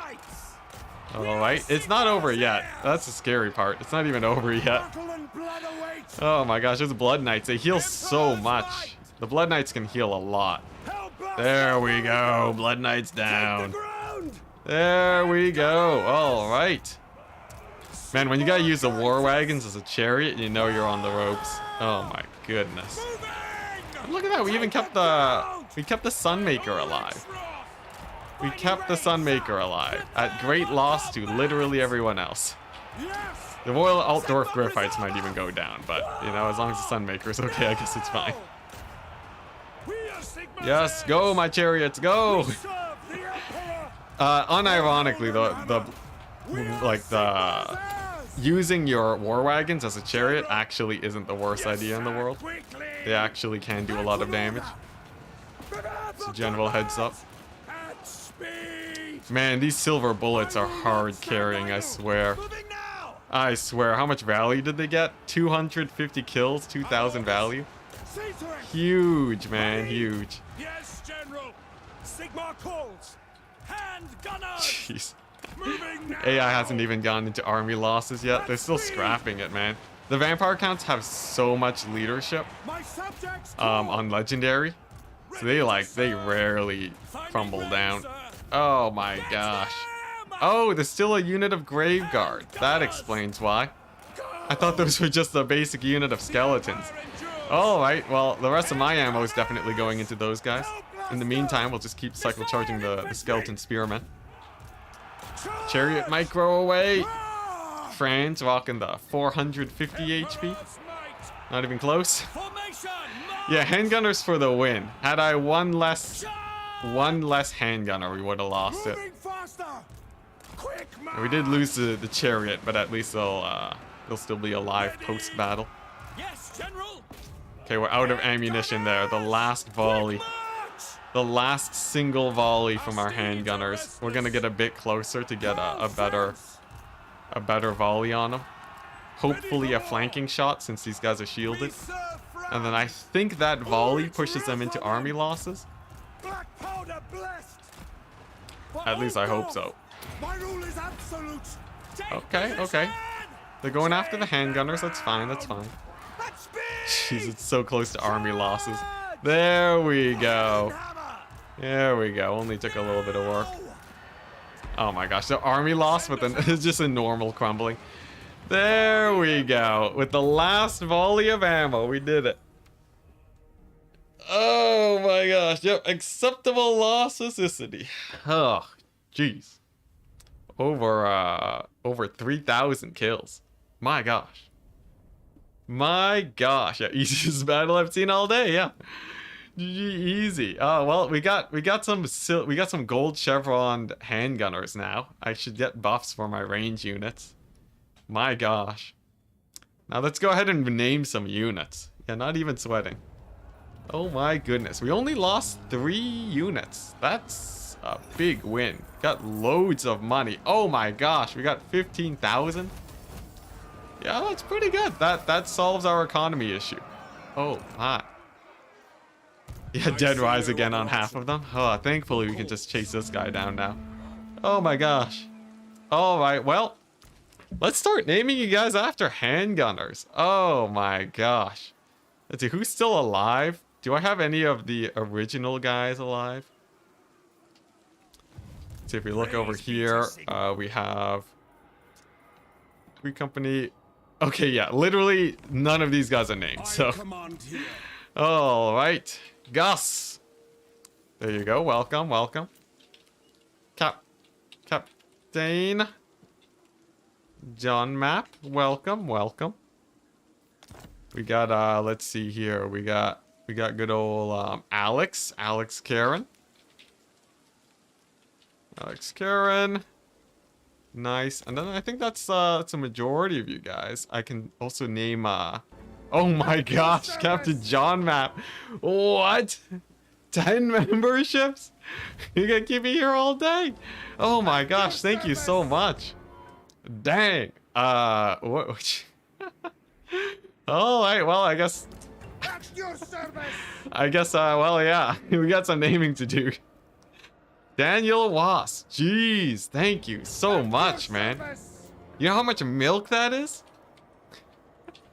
Professor Evil, oh my gosh, that's enough for like, that's like weeks, that's like a month worth of milk. You have me set for ages, my dude. Say S, oh. Welcome to the crew. Let's see. Oh, Kapchenka! Oh my gosh, Kapchenka's a regular here. Happy to have you. Happy to have you as part of the army now. Let's see here. Joseph, Palaz. Jeez, my notification thing is just going ham now. Let's see here. Star Killer 9615. There we go. I'll get more efficient at typing names eventually. Ted Muscular. Welcome, welcome. We got good old Lucas. Oh, I think Lucas, are you a regular? I'm pretty sure you're a regular. Lucas Locher. There we go. I think I said that right. And then Haxes. Oh, spelled that wrong. Let's see here. Hax says. There we go. And we also got Reindeer B. All right. Thank you so much. Captain John Matt. Spreading the love. Milk acquired. Oh, Zenturo. Oh my gosh, I did forget you. Yo, yeah. Zenturio. You get to be the Sunmaker, of course, man. You donated a ton today too. There you go. There we go. All right. Well, I think we're basically set. We have the Empire slowly building. We've actually gained ground today. I think I do want to get an Arch Lector here. I do love me my Arch Lectors. And then this guy is gonna be oh yeah, someone requested Outrider Grenade Launcher. So let's actually start speccing into that. Perfect. Perfect. We got everything out of the way today. Definitely want this. Ammunition is a must. Let's see here. Honestly, I should probably just get all of these, but let's see. Great swords, yeah, Reichsguard upgrades. We got this guy. Stimulate that growth. I don't want to know how he's doing it. Then we got our Witch Hunter. Sweet. All right, there we go. So I'm just gonna go ahead and attack this army. Get the autosave underway. And then we're gonna pick it up next time. I'll be streaming, let's see, what's my schedule? I'm gonna be streaming, tomorrow. I think we're gonna do a wind farming stream tomorrow, because it's just insanely fun. Maybe I'll do a poll. Actually, you know what? While we have chat here, for all the people that stay towards the end of the stream, let's see what you guys want to do, for the wind farming stream. Who to wind farm? I'm wrapping up, by the way, so if you're not interested in the poll, feel free to head out, but I'm thinking lizards is good. Wait, no, I've been playing a lot of lizardmen.